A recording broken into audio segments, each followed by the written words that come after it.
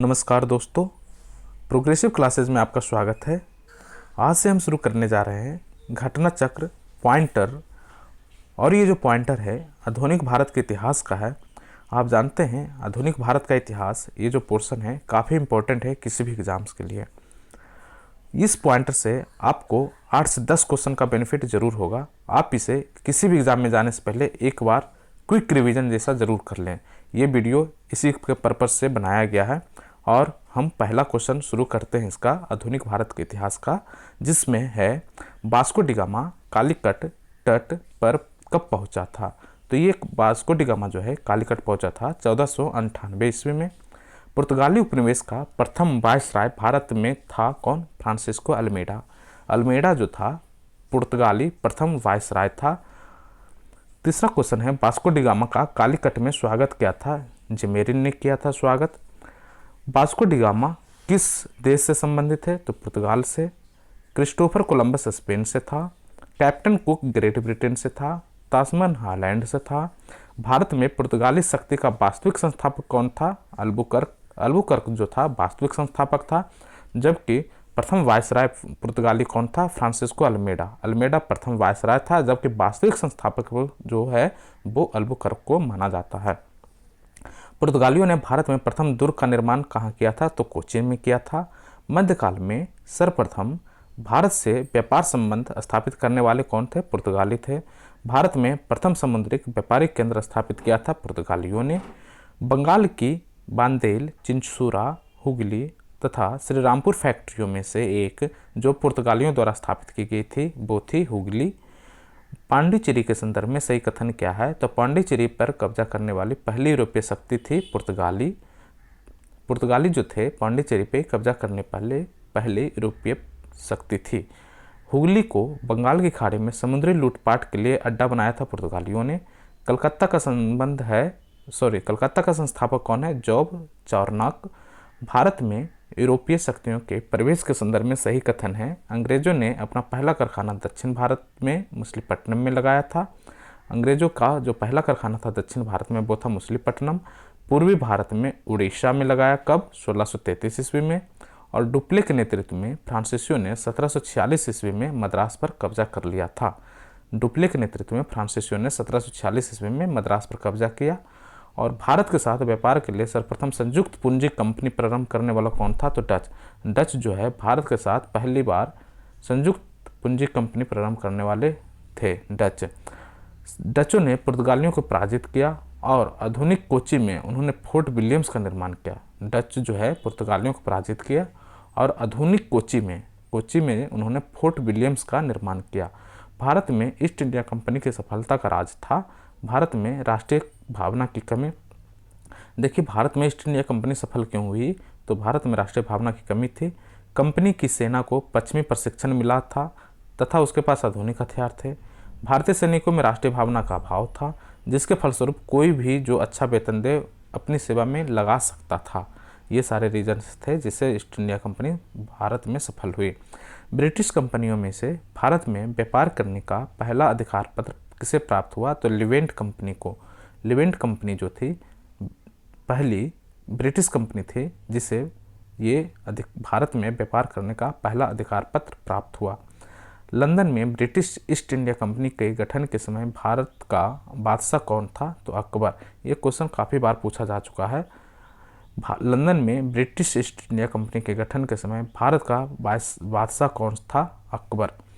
वह मुगल सम्राट जिसके शासनकाल में इंग्लिश ईस्ट इंडिया कंपनी ने भारत में सर्वप्रथम कारखाना स्थापित किया। तो कारखाना स्थापित किया जहांगीर के समय में, जबकि ईस्ट इंडिया कंपनी का जो गठन हुआ था वो अकबर के समय में हुआ था। और ईस्ट इंडिया कंपनी जो प्रथम कारखाना लगाया भारत में वो जहांगीर के समय में। भारत में 1613 ईस्वी में अंग्रेजों ने अपनी पहली फैक्ट्री स्थापित की थी कहाँ? सूरत में। सूरत में 1613 ईस्वी में अंग्रेजों ने पहली फैक्ट्री स्थापित की थी। वह अंग्रेज अधिकारी जिसने पुर्तगालियों को सवाली के स्थान पर हराया था तो वह था थॉमस बेस्ट। सवाली के स्थान पर जो अंग्रेज अधिकारी था जिसने पुर्तगालियों को सवाली के स्थान पर हराया वो था थॉमस बेस्ट। यूरोपीय व्यापारिक कंपनियों में से सूरत में सर्वप्रथम अपना कारखाना स्थापित किया अंग्रेजों ने। ब्रिटिश ईस्ट इंडिया कंपनी ने बम्बई लिया था पुर्तगालियों से। पुर्तगालियों से बम्बई लिया गया था। ईस्ट इंडिया कंपनी का गवर्नर ईस्ट इंडिया कंपनी का गवर्नर जिसे औरंगजेब द्वारा भारत से निष्कासित किया गया वो था सर जॉन चाइल्ड था। इसे औरंगजेब ने निकाल दिया था भारत से। प्रथम कर्नाटक युद्ध का तत्कालीन कारण क्या था? अंग्रेजों तथा फ्रांसीसी जहाज़ों का अधिग्रहण। प्रथम कर्नाटक युद्ध का तत्कालिक कारण था अंग्रेजों द्वारा फ्रांसीसी जहाज़ों का अधिग्रहण।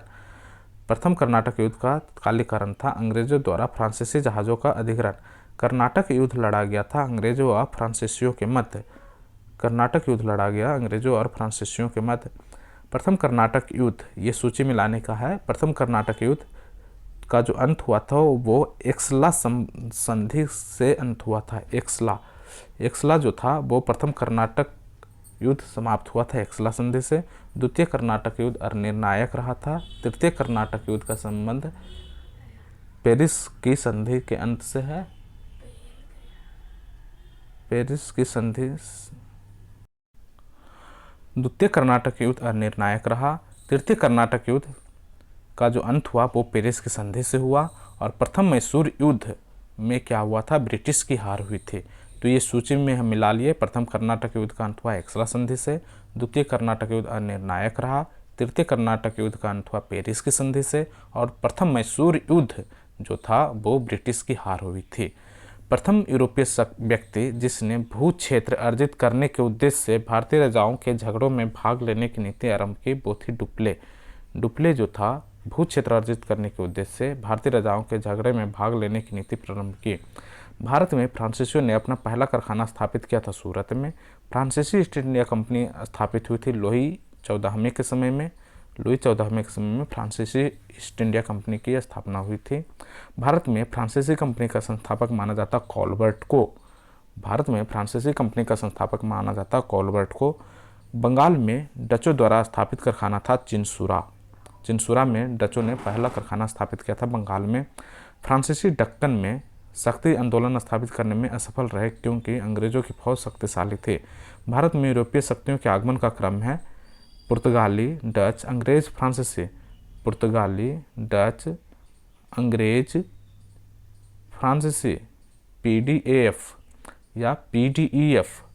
पुर्तगाली, डच, अंग्रेज, फ्रांसीसी।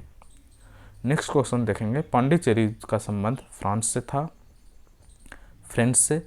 Goa Portuguese, Tranquebar Danish, Madras Dutch. यूरोपीय में से स्वतंत्रता पूर्व भारत में व्यापारिक रूप में सबसे अंत में कौन आए? तो फ्रांसीसी आए थे सबसे अंत में। मुगल सम्राट द्वारा नियुक्त बंगाल का अंतिम गवर्नर था मुर्शिद कुली खां। मुगल सम्राट द्वारा बंगाल में नियुक्त अंतिम गवर्नर था मुर्शिद कुली खां। वह युद्ध जिसने भारत में ब्रिटिश प्रभुत्व को प्रारंभ किया वो था प्लासी का युद्ध 1757 ईस्वी में हुआ था। और ये ब्रिटिश प्रभुत्व के प्रारंभ की शुरुआत थी, जो भी कहे प्रारंभ था। सिराजुद्दौला लॉर्ड क्लाइव द्वारा प्रस्तुत हुआ था।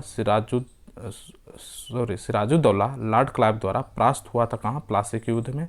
भारतवर्ष में ब्रिटिश साम्राज्य का संस्थापक है रॉबर्ट क्लाइव।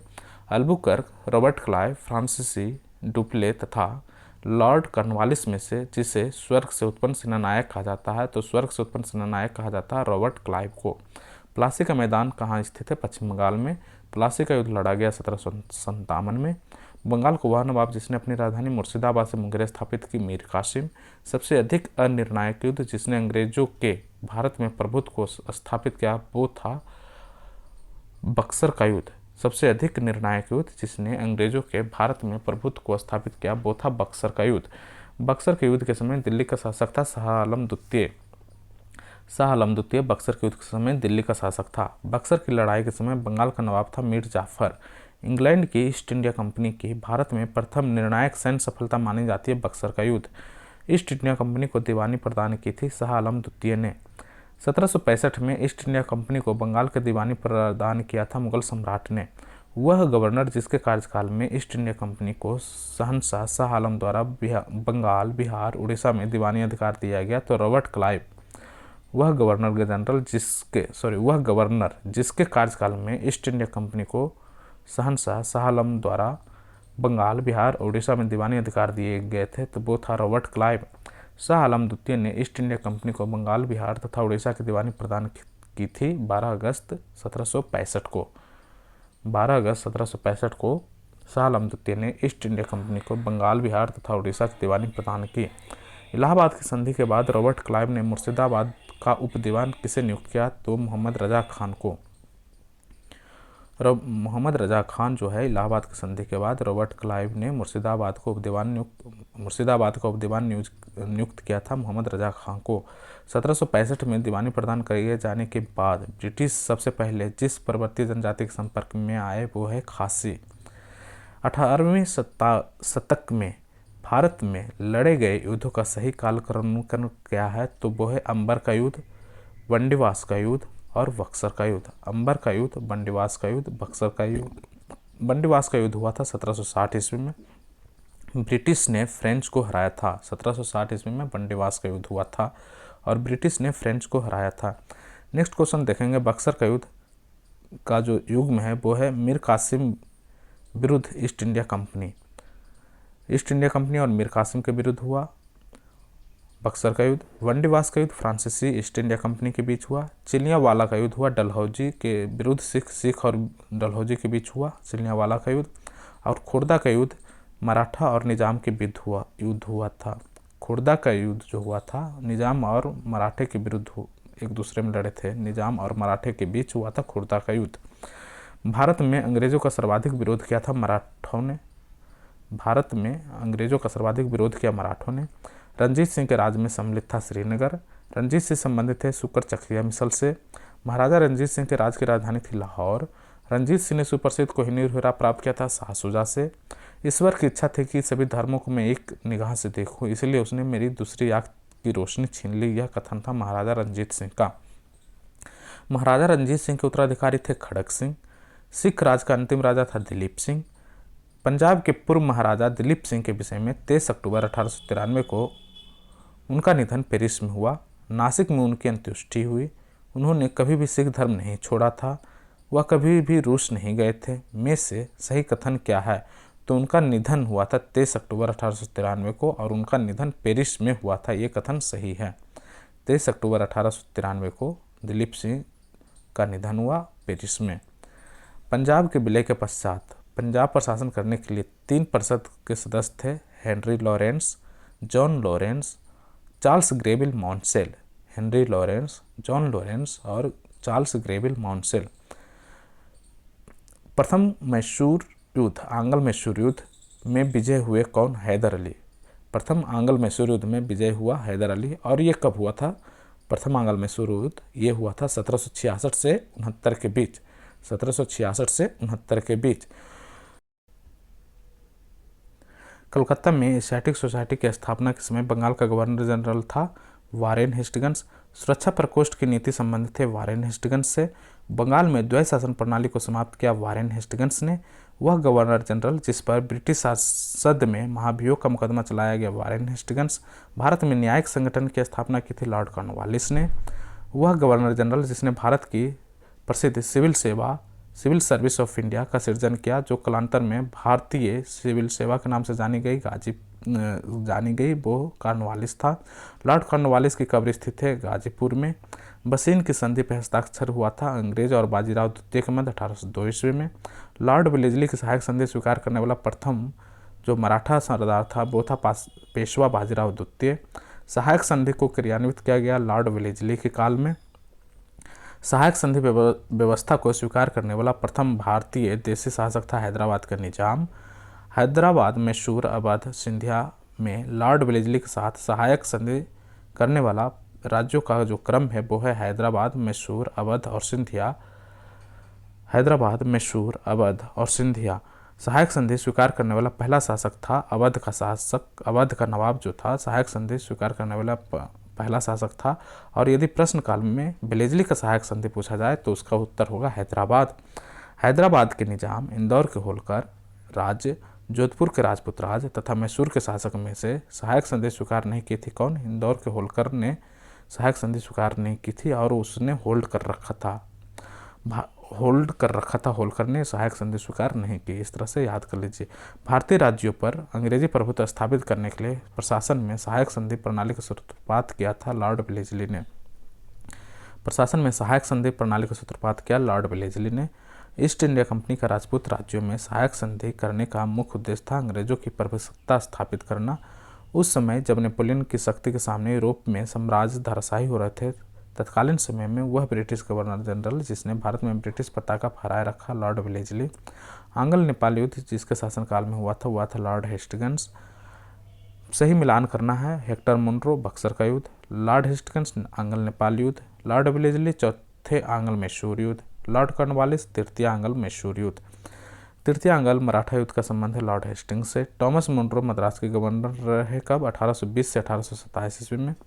कुशासन के आधार पर जिस गवर्नर जनरल ने मैसूर राज्य के प्रशासन को अपने में ले लिया था लॉर्ड बेंटिक। गवर्नर जनरल जो ब्रिटिश आंग्ल मैसूर युद्ध से संबंध थे लॉर्ड कॉर्नवालिस। गवर्नर जनरल जो तृतीय आंग्ल मैसूर युद्ध से संबंध थे लॉर्ड कॉर्नवालिस। ठगों का दमन किया था कैप्टन स्लीमन ने। सती प्रथा पर पाबंदी लगाया था लॉर्ड विलियम बेंटिक ने। विलियम बेंटिक के द्वारा सती प्रथा समाप्त की गई 1829 ईस्वी में। बंगाल में दासों का निर्यात रोक दिया गया 1789 ईस्वी में। लॉर्ड डलहौजी द्वारा अवध का अंग्रेजी राज में विलय हुआ कुशासन के आधार पर। मिलान करना है आगे। 1849 ईस्वी में पंजाब का विलय हुआ। 1848 ईस्वी में सतारा का विलय हुआ। 1856 में अवध का विलय हुआ। 1855 में करौली का विलय हुआ। फिर से इसे रिपीट करते हैं। सतारा का विलय हुआ 1848 ईस्वी में, पंजाब 1849 में, अवध 1856 में, करौली 1855 ईस्वी में। नेक्स्ट क्वेश्चन देखेंगे। वह गवर्नर जनरल जिसने विलय की नीति नियोजित एवं क्रियान्वित की वो था लॉर्ड डलहौजी। नेक्स्ट क्वेश्चन है। भारत में ब्रिटिश शासन के दौरान झांसी, संबलपुर, सतारा राज्यों का विलय का सही क्रम है सतारा, संबलपुर, झांसी। अंग्रेजों द्वारा सिंध विजय संपन्न हुई लॉर्ड एलनबरो के समय में। सिंध पर ब्रिटिशों ने कब्जा किया 1843 ईस्वी में। जब अवध का ब्रिटिश साम्राज्य में विलय हुआ उस समय अवध का ब्रिटिश रेजिडेंट था जेम्स आउटरम। भारत में प्रथम रेलवे लाइन जिस ब्रिटिश गवर्नर जनरल के समय बिछाई गई लॉर्ड डलहौजी। प्रथम रेलवे लाइन का निर्माण हुआ था मुंबई और थाने के बीच। भारत में पहली रेलवे लाइन शुरू हुई 1853 ईस्वी में। वह कंपनी जिसने सर्वप्रथम भारत में रेल यात्रा प्रारंभ की ग्रेट इंडियन पेनिसुलर रेलवे। वह कंपनी जिसने भारत में प्रथम रेल यात्रा प्रारंभ की great Indian peninsular railway. British भारतीय राज क्षेत्र का अंतिम प्रमुख विस्तार हुआ डलहौजी के समय में। डलहौजी के समय में अंतिम प्रमुख विस्तार हुआ क्योंकि उसके बाद तो 1857 का युद्ध हो गया। उसके बाद फिर ये सारी चीज़ें बंद कर दी गई। पब्लिक वर्क्स डिपार्टमेंट को 1845 से 55 के दौरान स्वरूप देने वाले थे Lord Dalhousie. Public works department 1845 से 55 के दौरान लॉर्ड डलहौजी द्वारा उसे स्वरूप प्रदान किया गया। विधवा विवाह अधिनियम विधवा पुनर्विवाह अधिनियम जो क्रियान्वित किया गया लॉर्ड कैनिंग के समय में। 1 नवंबर 1858 को महारानी विक्टोरिया का घोषणा पत्र इलाहाबाद में पढ़कर सुनाया था लॉर्ड कैनिंग ने। भारत का प्रथम वायसराय था लॉर्ड कैनिंग। अपने पुत्र के स्थान पर दूसरे उत्तराधिकारी को गोद लेने का अधिकार को पुनः स्थापित किया था 1858 ईस्वी में सम्राज्ञी की घोषणा ने। महारानी विक्टोरिया को भारत के सम्राज्ञी नियुक्त किया गया 1858 में। वह गवर्नर जनरल जिसने भारत में दास प्रथा को समाप्त किया एलेनबरो। सही जुर्म का मिलान करना है। लॉर्ड कॉर्नवालिस अस्थायी बंदोबस्त, लॉर्ड वेलेस्ली सहायक संधि, लॉर्ड डलहौजी व्यक्तिगत सिद्धांत जिसको लैप्स पॉलिसी भी कहते हैं। लॉर्ड कैनिंग 1857 ईस्वी का विद्रोह, लॉर्ड हेस्टिंग्स तृतीय आंग्ल मराठा युद्ध, लॉर्ड बेंटिंग 1829 ईस्वी के 17वां रेगुलेशन जिसमें सती प्रथा का अंत किया गया और अस्थायी बंदोबस्त प्रारंभ किया गया लॉर्ड कॉर्नवालिस के समय में। पेशवाई को समाप्त किया गया 1818 ईस्वी में। पेशवाई 1818 ईस्वी में समाप्त हो गया।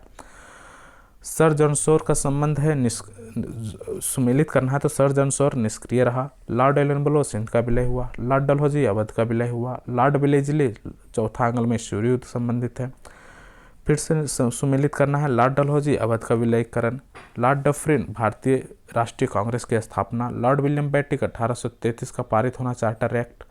और लॉर्ड लिटन द्वितीय आंग्ल अफगान युद्ध का प्रारंभ। लॉर्ड लिटन के समय में द्वितीय आंग्ल अफगान युद्ध का शुरुआत हुआ। वह गवर्नर जनरल जो चतुराईपूर्ण निष्क्रियता की नीति के साथ जुड़ा हुआ है लॉर्ड जॉन लॉरेंस। भारत में अंग्रेजों के समय प्रथम जनगणना हुई लॉर्ड मेयो के समय में। लॉर्ड मेयो के समय में भारत में प्रथम जनगणना हुई और मेयो को एक अफगानी ने छुरा मार दिया था और इसकी मृत्यु हो गई थी जब अंडमान के जेल में ये विजिट कर रहे थे। ये क्वेश्चन भी कई बार पूछा गया है। वह वायसराय जिसकी हत्या अंडमान निकोबार द्वीप समूह में एक दंडित अपराधी द्वारा की गई, लॉर्ड मेयो दिया हुआ ये आगे। अफगानिस्तान के प्रति एक जोश भरी या फॉरवर्ड पॉलिसी का अनुसरण करने वाला गवर्नर जनरल कौन था? लिटन जो है फॉरवर्ड पॉलिसी अपनाया था अफगानिस्तान के प्रति। भारत का वायसराय सबसे दीर्घकाल तक रहा था कौन? लॉर्ड लिनलिथगो ये नाम भी लंबा है तो ये सबसे लंबे समय तक रहे थे। और लॉर्ड कर्जन जो है द्वितीय सर्वाधिक कार्यकाल है इनका, लॉर्ड कर्जन का। और लॉर्ड लिनलिथगो का सबसे लंबा कार्यकाल है। भारत में स्थानीय स्वतंत्रता शासी संस्थाएं 1882 ईस्वी में सशक्त की गई लॉर्ड रिपन द्वारा। स्थानीय स्वायत्त शासी जो संस्थाएं हैं वो 1882 ईस्वी में सशक्त की गई लॉर्ड रिपन द्वारा। स्थानीय स्वशासन की बात की जा रही है, लॉर्ड रिपन द्वारा सशक्त की गई। इल्बर्ट बिल विवाद का संबंध है यूरोप के लोगों के मामले में सुनवाई करने के लिए भारतीय न्यायाधीशों पर लगाई गई अयोग्यताओं को हटाए जाने से। मतलब यूरोपीय लोगों की जो सुनवाई थी वो भारतीय जज भी कर सकते थे, इसी का विवाद था इल्बर्ट बिल विधेयक, जिसका अंग्रेजों ने यूरोपीय लोगों ने बहिष्कार किया। महिलाओं तथा बच्चों की कार्य अवधि के घंटों को सीमित करने तथा स्थानीय शासन को आवश्यक नियम बनाने के लिए प्राधिकृत करने के लिए प्रथम फैक्ट्री अधिनियम आया था। फैक्ट्री अधिनियम लॉर्ड रिपन के समय में आया था। फैक्ट्री अधिनियम भारत में स्थानीय स्वायत्त संस्थाओं का जनक माना जाता है लॉर्ड रिपन को।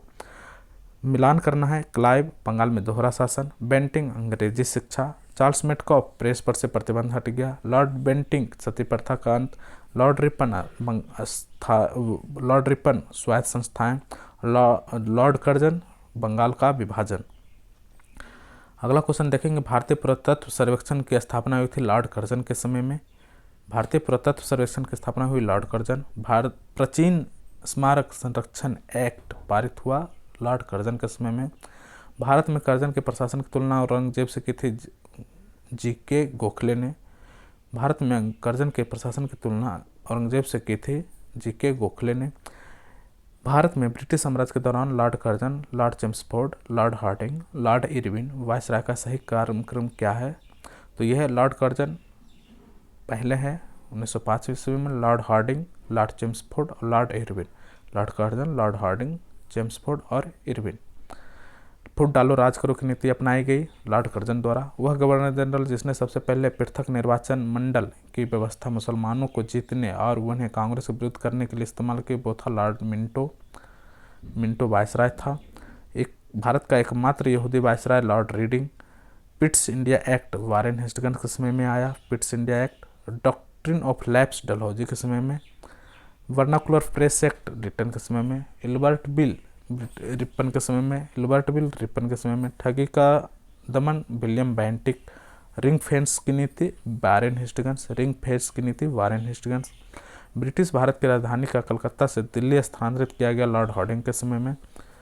हड़प नीति या चूक का सिद्धांत डलहौजी के समय में। बंगाल विभाजन लॉर्ड कर्जन। बंगाल में दोहरा शासन क्लाइव। सामाजिक सुधार बेंटिक। फिर से सूची मिलान करना है। बंगाल में fort William presidency Charles Cornwallis का दूसरा अर्ल और पहला मार्किन्स।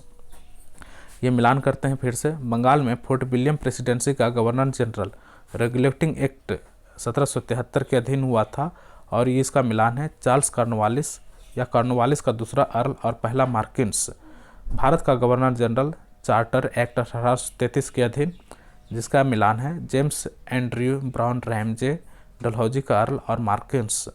भारत का गवर्नर जनरल और वायसराय इंडियन काउंसिल एक्ट 1858 के अधीन, गिलबर्ट जॉन एलियट मरे, किनीमांड मिंटो का अर्ले। और गवर्नर जनरल तथा सम्राट के प्रतिनिधि गवर्नमेंट ऑफ इंडिया एक्ट 1935 के अधीन, आर्किबाल्ड पार्सिबल बेवेल और बाइकॉन्ट तथा अर्ल बेवेल। नेक्स्ट क्वेश्चन देखेंगे, ब्रिटिश शासन का भारतीय अर्थव्यवस्था पर प्रभाव।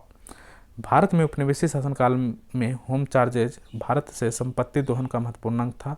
वह नीतियाँ जो होम चार्जेज की संगठक थी क्या थी? तो वो थी लंदन में इंडिया ऑफिस के भरण पोषण के लिए प्रयोग में लाई जाने वाली निधि, भारत में कार्यरत अंग्रेज कर्मचारियों के वेतन तथा पेंशन हेतु प्रयोग में लाई जाने वाली निधि, लंदन में इंडिया ऑफिस के भरण पोषण के लिए जो निधि यूज किया जाता था, और भारत में जो कार्यरत अंग्रेजी कर्मचारी थे उनके वेतन और पेंशन में जो निधि प्रयोग किया जाता था वो होम चार्जेस के रूप में था। शब्द इंपीरियल प्रेफरेंस का प्रयोग किया जाता था भारत में ब्रिटिश आयातों पर दी गई विशेष रियायतों के लिए। इंपीरियल प्रेफरेंस का प्रयोग किया जाता था भारत में ब्रिटिश आयातों पर दी गई विशेष रियायतों के लिए। ब्रिटिश शासन के दौरान भारत में उद्योगों का कोई स्वतंत्र विकास नहीं हुआ, इसका कारण था भारी उद्योगों का अभाव। ब्रिटिश शासन के दौरान भारत में उद्योगों का कोई स्वतंत्र विकास नहीं हुआ, इसका कारण था भारी उद्योगों का अभाव। इस्तेमारी बंदोबस्त या अस्थायी बंदोबस्त शुरू किया था लॉर्ड कॉर्नवालिस ने। अस्थायी बंदोबस्त प्रारंभ किया लॉर्ड कॉर्नवालिस ने। अस्थायी बंदोबस्त किया गया जमींदारों के साथ। लॉर्ड कॉर्नवालिस द्वारा अस्थायी बंदोबस्त लागू किया गया 1793 ईस्वी में। अस्थायी बंदोबस्त 1793 के अंतर्गत जमींदारों से अपेक्षा की गई थी कि वे खेतिहरों को पट्टा जारी करेंगे। अनेक जमींदारों ने पट्टा जारी नहीं किया, इसका कारण था जमींदारों के ऊपर कोई सरकारी नियंत्रण नहीं था। बिहार में परमानेंट सेटलमेंट लागू करने का कारण था जमींदारों के लिए जमीन पर वंश परंपरागत अधिकार को स्वेच्छा से हस्तांतरित करने का अधिकार। बिहार में परमानेंट सेटलमेंट लागू करने का कारण था जमींदारों के लिए जमीन पर वंश परंपरागत अधिकार को स्वेच्छा से हस्तांतरित करने का अधिकार। 1885 में बंगाल और बिहार में भूमि पर किराएदारों के अधिकारों को बंगाल किराएदार अधिनियम द्वारा लागू किया गया। 1885 ईस्वी में बंगाल किराएदार अधिनियम आया था। और सर टॉमस मुनरो जिस भू राजस्व व्यवस्था से संबंध है वह है रैयतवाड़ी बंदोबस्त। सर टॉमस मुनरो रैयतवाड़ी व्यवस्था। अंग्रेजों ने रैयतवाड़ी बंदोबस्त लागू किया था मद्रास और बम्बई प्रेसिडेंसी में। अंग्रेजों ने रैयतवाड़ी व्यवस्था प्रारंभ की थी मद्रास प्रेसिडेंसी में। ब्रिटिश व्यवस्था में रैयतवाड़ी व्यवस्था संग्रह प्रचलित था दक्षिण भारत में। रैयतवाड़ी व्यवस्था के संदर्भ में सही कथन है किसानों द्वारा लगान सीधे सरकार को दिया जाता था। सरकार रैयत को पट्टे देती थी। कर लगाने के पूर्व भूमि का सर्वेक्षण और मूल्य निर्धारण किया जाता था। अगला क्वेश्चन देखेंगे। असम में सर्वप्रथम चाय कंपनी की स्थापना कब हुई थी? तो 1839 ईस्वी में। असम में सर्वप्रथम चाय कंपनी की स्थापना 1839 ईस्वी में। दादा भाई नौरोजी द्वारा प्रतिपादित ड्रेन थ्योरी की परिभाषा है भारत की राष्ट्रीय संपदा का एक भाग तथा अथवा कुल वार्षिक उत्पाद ब्रिटेन को निर्यात कर दिया जाता था, जिसके लिए भारत को कोई वास्तविक प्रतिफल नहीं मिलता था। ये ट्रेन थ्योरी अफवाह सिद्धांत, इसमें यह कहा गया कि भारत की राष्ट्रीय संपदा का एक भाग अथवा कुल वार्षिक उत्पाद ब्रिटेन को निर्यात कर दिया जाता था, जिसके लिए भारत को कोई वास्तविक प्रतिफल नहीं मिलता था। आर्थिक दोहन का सिद्धांत दिया था दादा भाई नौरोजी ने। निकास का सिद्धांत दिया था दादा भाई नौरोजी ने। भारत में उपनिवेशवाद के आर्थिक आलोचक थे दादा भाई नौरोजी, जी सुब्रमण्यम अय्यर और आर.सी. दत्त। भारत में उपनिवेशवाद के आर्थिक आलोचक थे दादा भाई नौरोजी, जी सुब्रमण्यम अय्यर और आर.सी. दत्त। बाल गंगाधर तिलक, आर.सी. दत्त और एम.जी. राणा डे तथा सर सैयद अहमद खान में से दादा भाई नौरोजी के ड्रेन थ्योरी में विश्वास नहीं करता था। कौन? Sir Syed Ahmad Khan drain theory में विश्वास नहीं करते थे। Poverty and the unbritish rule in India नामक पुस्तक लिखा था दादा भाई नौरोजी ने।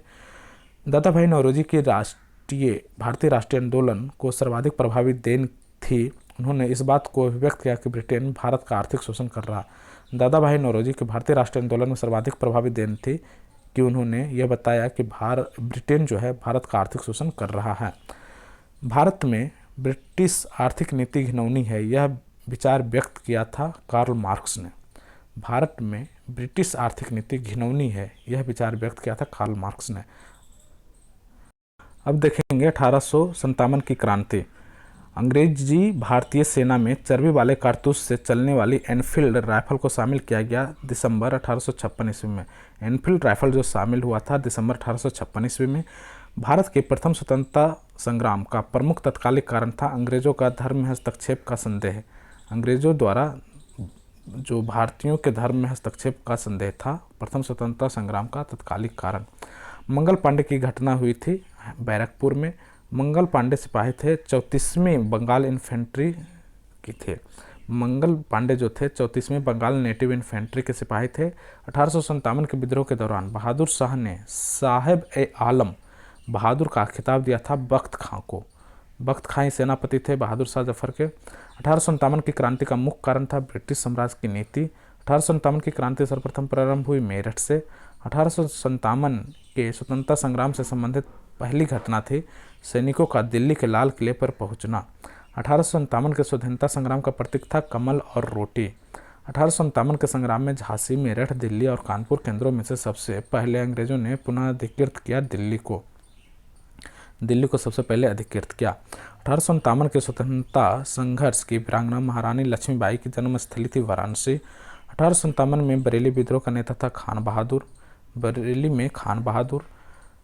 लक्ष्मीबाई की जो समाधि स्थल है वो ग्वालियर में है। रानी लक्ष्मीबाई को अंतिम युद्ध में सामना करना पड़ा हीरोज का। रानी लक्ष्मीबाई जो है हीरोज का सामना करते हुए शहीद हुई थी। 1857 का विद्रोह लखनऊ में किसके नेतृत्व में आगे बढ़ा? बेगम ऑफ अवध। वह महिला जिसने अवध में 1857 की क्रांति का नेतृत्व किया, बेगम हजरत महल। इलाहाबाद 1857 के संग्राम का नेता थे लियाकत अली। इलाहाबाद में लियाकत अली। 1857 के संघर्ष में भाग लेने वाले सिपाहियों की सर्वाधिक संख्या थी अवध से। नाना साहब का कमांडर इन चीफ था टाटिया टोपे। अजीमुल्ला खां सलाहकार थे नाना साहब के। अजीमुल्ला खां नाना साहब के सलाहकार थे। 1857 के विद्रोह के संदर्भ में नाना साहब कुंवर सिंह, खान बहादुर खां तथा टाटिया टोपे में से वह है जिसके मित्र ने धोखा दिया तथा जिसे अंग्रेजों द्वारा बंदी बनाकर मार दिया गया। टाटिया टोपे को उसके मित्र ने ही धोखा दिया। टाटिया टोपे का असली नाम था रामचंद्र पांडुरंग। कुंवर सिंह 1857 के विद्रोह का प्रमुख नेता थे। उनका संबंध बिहार से है। राजपूत कुंवर सिंह 1857 के स्वतंत्रता संग्राम के नेता थे पटना में। और असम में 1857 की क्रांति के नेता थे दीवान मनीराम दत्त। असम में 1857 की क्रांति के नेता थे दीवान मनीराम दत्त। 1857 के विद्रोह का बिहार में 15 जुलाई 1857 से 20 जनवरी 1858 का केंद्र था जगदीशपुर। 15 जुलाई से 20 जनवरी 1858 तक जगदीशपुर केंद्र रहा बिहार में। जगदीशपुर का वह व्यक्ति जिसने 1857 के विप्लव में क्रांतिकारियों का नेतृत्व किया, कुंवर सिंह। जगदीशपुर के राजा थे कुंवर सिंह। 1857 की क्रांति में अंग्रेजों व जोधपुर की संयुक्त सेना को पराजित करने वाला था अव्वा के ठाकुर कुशल सिंह। अव्वा के ठाकुर कुशल सिंह अंग्रेजों व जोधपुर की संयुक्त सेना को पराजित किया था। अजमेर, जयपुर, नीमच तथा अव्वा में से राजस्थान में से 1857 की क्रांति का केंद्र नहीं था जयपुर। जयपुर जो है 1857 का केंद्र नहीं रहा था। चंद्रशेखर आजाद, राम प्रसाद बिस्मिल, शहादत खां और माखन लाल चतुर्वेदी में से 1857 के संघर्ष में भाग लिया था शहादत खां ने। मौलवी अहमदुल्ला शाह, मौलवी अहमदुल्ला शाह, मौलवी इंदुल्लाह और मौलाना फजलुक खैराबादी तथा नवाब लियाकत अली में से 1857 के विद्रोह में अंग्रेजों का सबसे कट्टर दुश्मन था मौलाना अहमदुल्ला शाह। मौलाना अहमदुल्ला शाह को सबसे कट्टर दुश्मन माना गया इस ऑप्शन में। 1857 के विद्रोह को देखने वाले उर्दू कवि थे मिर्ज़ा गालिब। सुप्रसिद्ध उर्दू शायर मिर्ज़ा गालिब का मूल निवास था आगरा। अंग्रेजों की पहली लड़ाई 1857 में भाग नहीं लिया भगत सिंह। भगत सिंह तो जानते हैं 1857 की क्रांति में नहीं थे उस समय। 1857 के विद्रोह में बेगम हजरत महल, कुंवर सिंह, उधम सिंह तथा मौलाना अहमदुल्ला में से संबंध नहीं था। उधम सिंह भी 1857 क्रांति में नहीं संबंधित है। 1857 के स्वतंत्रता संग्राम में अंग्रेजों की सर्वाधिक सहायता करने वाला राजवंश था ग्वालियर का सिंधिया। भारत में शिक्षित मध्यम वर्ग ने 1857 के विद्रोह से तटस्थता बनाए रखी थी। शिक्षित मध्यम वर्ग ने खेतीहर, मजदूर, साहूकार, कृषक तथा जमींदार वर्गों में 1857 के विद्रोह में भाग नहीं लिया। कौन? साहूकार और जमींदार भाग नहीं लिया। झांसी, चित्तौड़, जगदीशपुर, लखनऊ में से वह क्षेत्र जो 1857 के विद्रोह से प्रभावित नहीं था चित्तौड़। बिहार के दानापुर, पटना, आरा, मुजफ्फरपुर, मुंगेर में से 1857 के विद्रोह से प्रभावित भाग था मुंगेर। मिलान करना है। बख्त खां दिल्ली, मौलवी अहमदुल्ला अवध, कुंवर सिंह आरा, नाना साहब कानपुर। फिर से सुमेलित करना है। झांसी रानी लक्ष्मीबाई, लखनऊ बेगम हजरत महल, कानपुर अजमुल्ला खां, फैजाबाद मौलवी अहमद शाह। फैजाबाद में मौलवी अहमद शाह। फिर से उसको ऊपर मिलान कर लेते हैं। बख्त खां दिल्ली, मौलाना अहमदुल्ला अवध, कुंवर सिंह आरा, नाना साहब कानपुर, झांसी रानी लक्ष्मीबाई, लखनऊ बेगम हजरत महल, कानपुर अजमुल्ला, फैजाबाद मौलवी अहमद शाह। फिर से मिलान करना। नाना साहब कानपुर, नवाब हामिद अली खां दिल्ली, मौलवी अहमदुल्ला लखनऊ, मनी राम दीवान असम। 1857 के विद्रोह के समय भारत का गवर्नर जनरल था लॉर्ड कैनिंग। 1857 के विद्रोह के समय बैरकपुर में ब्रिटिश कमांडिंग अफसर था जॉन बेनेट हैरिस। 1857 में इलाहाबाद को आपातकालीन मुख्यालय बनाया था लॉर्ड कैनिंग ने। 1857 के विद्रोह के समय ब्रिटिश प्रधानमंत्री थे विस्काउंट पाम्स्टन। 1857 के समय ब्रिटिश प्रधानमंत्री कौन थे? पाम्स्टन।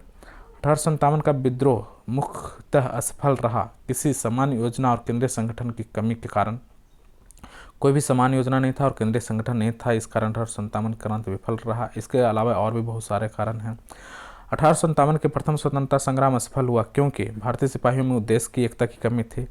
प्राय भारतीय राजाओं ने ब्रिटिश सरकार का साथ दिया। ब्रिटिश सिपाही कहीं अच्छे सुसज्जित और संगठित थे। नेक्स्ट क्वेश्चन है, अंग्रेज राजपूत राज्यों में 1857 के विद्रोह को दबाने में सफल रहे। अंग्रेज राजपूत राज्यों में 1857 के विद्रोह को दबाने में सफल रहे क्योंकि स्थानीय शासकों ने क्रांतिकारियों का साथ नहीं दिया। जनरल जॉन निकलसन, जनरल नील, मेजर जनरल हैवलॉक तथा सर हेनरी लॉरेंस में से वह ब्रिटिश अधिकारी जिन्होंने लखनऊ में अपना जीवन खोया था। तो जनरल नील, मेजर जनरल हैवलॉक तथा हेनरी लॉरेंस, ये तीनों ने ही लखनऊ में अपना जीवन खोया था। नील, हैवलॉक और लॉरेंस। 1857 में प्रथम स्वतंत्रता संग्राम ब्रिटिश सरकार से स्वतंत्रता प्राप्त करने में सफल रहा। कथन और कारण के बारे में पूछा जा रहा है। तो कथन है, 1857 में प्रथम स्वतंत्रता संग्राम ब्रिटिश सरकार से स्वतंत्रता प्राप्त करने में असफल रहा। ये सही बात है। बहादुर शाह जफर के नेतृत्व में को जन सहयोग नहीं मिला। बहादुर शाह जफर के नेतृत्व को जन सहयोग नहीं मिला और अधिकांश महत्वपूर्ण रियासतों के शासक उनका साथ देने में कतरा गए। ये भी सही बात है। इस तरह से कथन और कारण दोनों सही है और स्पष्टीकरण सही है। 1857 के विद्रोह को एक षड्यंत्र की संज्ञा दी थी ऑट्रम ने। ऑट्रम और टेलर जो है 1857 की क्रांति को एक षड्यंत्र का संज्ञा दिया था। और वह आधुनिक इतिहासकार जिसने 1857 के विद्रोह को स्वतंत्रता की पहली लड़ाई कहा था वो वी डी सावरकर थे। वी डी सावरकर ने 1857 के विद्रोह को स्वतंत्रता की पहली लड़ाई कहा था। भारतीय स्वाधीनता आंदोलन का सरकारी इतिहासकार कौन था? तो S N Sen. S N Sen जो है सरकारी इतिहासकार थे भारतीय स्वाधीनता आंदोलन के। भारतीय भाषा में 1857 का विप्लव के कारणों पर लिखने वाला पहला भारतीय था सैयद अहमद खां। 1857 के विप्लव के कारणों को लिखने वाले पहला जो भारतीय थे सैयद अहमद खां। तथा कथित प्रथम राष्ट्रीय स्वतंत्रता संग्राम ना तो प्रथम था, ना राष्ट्रीय था, ना ही स्वतंत्रता संग्राम था। यह कथन है आरसी मजूमदार का। आरसी मजूमदार बोल रहे हैं कि 1857 की क्रांति जो था न वो प्रथम था, ना राष्ट्रीय था, ना ही स्वतंत्रता संग्राम था। जैसा कि वी डी सावरकर ने कहा था कि वह प्रथम राष्ट्रीय स्वतंत्रता संग्राम था और इसका अपोज किया आरसी मजूमदार ने। 1857 की क्रांति के बारे में सही अवधारणा है। इसने भारत में ईस्ट इंडिया कंपनी की शासन प्रणाली को मृतप्राय बना दिया। ईस्ट इंडिया कंपनी की शासन प्रणाली मृतप्राय हो गया क्योंकि अब महारानी का शासन यहाँ से शुरू हो गया था। महारानी विक्टोरिया ने भारतीय प्रशासन को ब्रिटिश ताज के नियंत्रण में लेने की घोषणा की 1 नवंबर 1858 को। सम्राज्ञी विक्टोरिया ने 1858 की घोषणा में भारतीयों को बहुत सी चीज़ें दिए जाने का आश्वासन दिया था। वह आश्वासन जिसे ब्रिटिश शासन ने पूरा किया, रियासतों को हड़पने की नीति समाप्त कर दी गई। महारानी विक्टोरिया की घोषणा 1858 का उद्देश्य था भारतीय राज्यों को ब्रिटिश साम्राज्य में मिलाने के किसी भी विचार का परित्याग करना और भारतीय प्रशासन को ब्रिटिश क्राउन के अंतर्गत रखना। अगला क्वेश्चन है, पब्लिक सर्विस आयोग, पील आयोग, हंटर आयोग, साइमन कमीशन में से 1857 के विद्रोह का दमन भारतीय फौज के नव संगठन से संबंधित है पील आयोग। पील आयोग जो है 1857 के विद्रोह के दमन के बाद भारतीय फौज के नव संगठन से संबंधित है पील आयोग। 1857 के विद्रोह के बाद ब्रिटिश सरकार ने सिपाहियों का इन प्रांतों से चयन किया, गोरखा, सिख और पंजाब उत्तरी प्रांत से। गोरखा, सिख और पंजाब उत्तरी प्रांत से। अब देखते हैं अन्य जन आंदोलन। 1857 के विद्रोह के ठीक बाद बंगाल में सन्यासी विद्रोह, संथाल विद्रोह, नील उपद्रव, पावना विद्रोह में से कौन सा विप्लव हुआ था? तो 1857 के बाद हुआ था नील विद्रोह। नील कृषकों की दुर्दशा पर लिखी गई पुस्तक नील दर्पण है। उसके लेखक है दीनबंधु मित्र। वंदे मातरम गीत लिखा था बंकिम चंद्र चटर्जी ने। आनंद मठ का जो संबंध है सन्यासी विद्रोह पर आधारित है और वह विद्रोह जिसका उल्लेख बंकिम चंद्र चटर्जी ने आनंद मठ में किया, सन्यासी विद्रोह। मुंगेर के बरहिया टाल विरोध का उद्देश्य था बकास भूमि की वापसी। 19वीं शताब्दी के दौरान होने वाले बहावी आंदोलन का मुख्य केंद्र था पटना। कुका आंदोलन को संगठित किया गुरु राम सिंह ने। पागलपंथी विद्रोह एक विद्रोह था गारो का। पागलपंथी गारो का एक विद्रोह था और इसकी स्थापना की थी पागलपंथ का करम शाह ने। फराजी आंदोलन के नेता थे दादू मियाँ। फराजी आंदोलन के नेता थे दादू मियाँ। फराजी थे कौन? हाजी सरायतुल्लाह के अनुयायी जो थे वो फराजी थे। बेलथुम्पू ने अंग्रेजों के विरुद्ध आंदोलन का नेतृत्व किया केरला में। बेलथुम्पू ने अंग्रेजों के विरुद्ध आंदोलन का नेतृत्व किया केरला में। महाराष्ट्र में रामोशी कृषक जत्था स्थापित किया गया था वासुदेव बलवंत फड़के ने। महाराष्ट्र में रामोशी कृषक जत्था का स्थापना किया था वासुदेव बलवंत फड़के ने। रामोशी विद्रोह सही रूप से जिस भौगोलिक इलाके में हुआ था पश्चिमी घाट। गडकरी विद्रोह का नेतृत्व हुआ था कोल्हापुर में गडकरी विद्रोह हुआ था। मानव बलि का निषेध करने के कारण अंग्रेजों के विरुद्ध जो विद्रोह हुआ था वो जनजाति का नाम था खोंद। कोल विद्रोह का नेतृत्व किया था बुद्धू भगत ने। कोल विद्रोह। बघेड़ा विद्रोह हुआ था बड़ौदा में। कोल विद्रोह कब हुआ था? 1831-32 में। नेतृत्व किया था बुद्धू भगत ने। छोटा नागपुर जनजाति विद्रोह हुआ 1820 ईस्वी में। संथाल विद्रोह का नेतृत्व किया सिद्धू कान्हू भैरव चांद ने। 1855 में संथालों ने जिस अंग्रेज कमांडर को हराया मेजर बारो।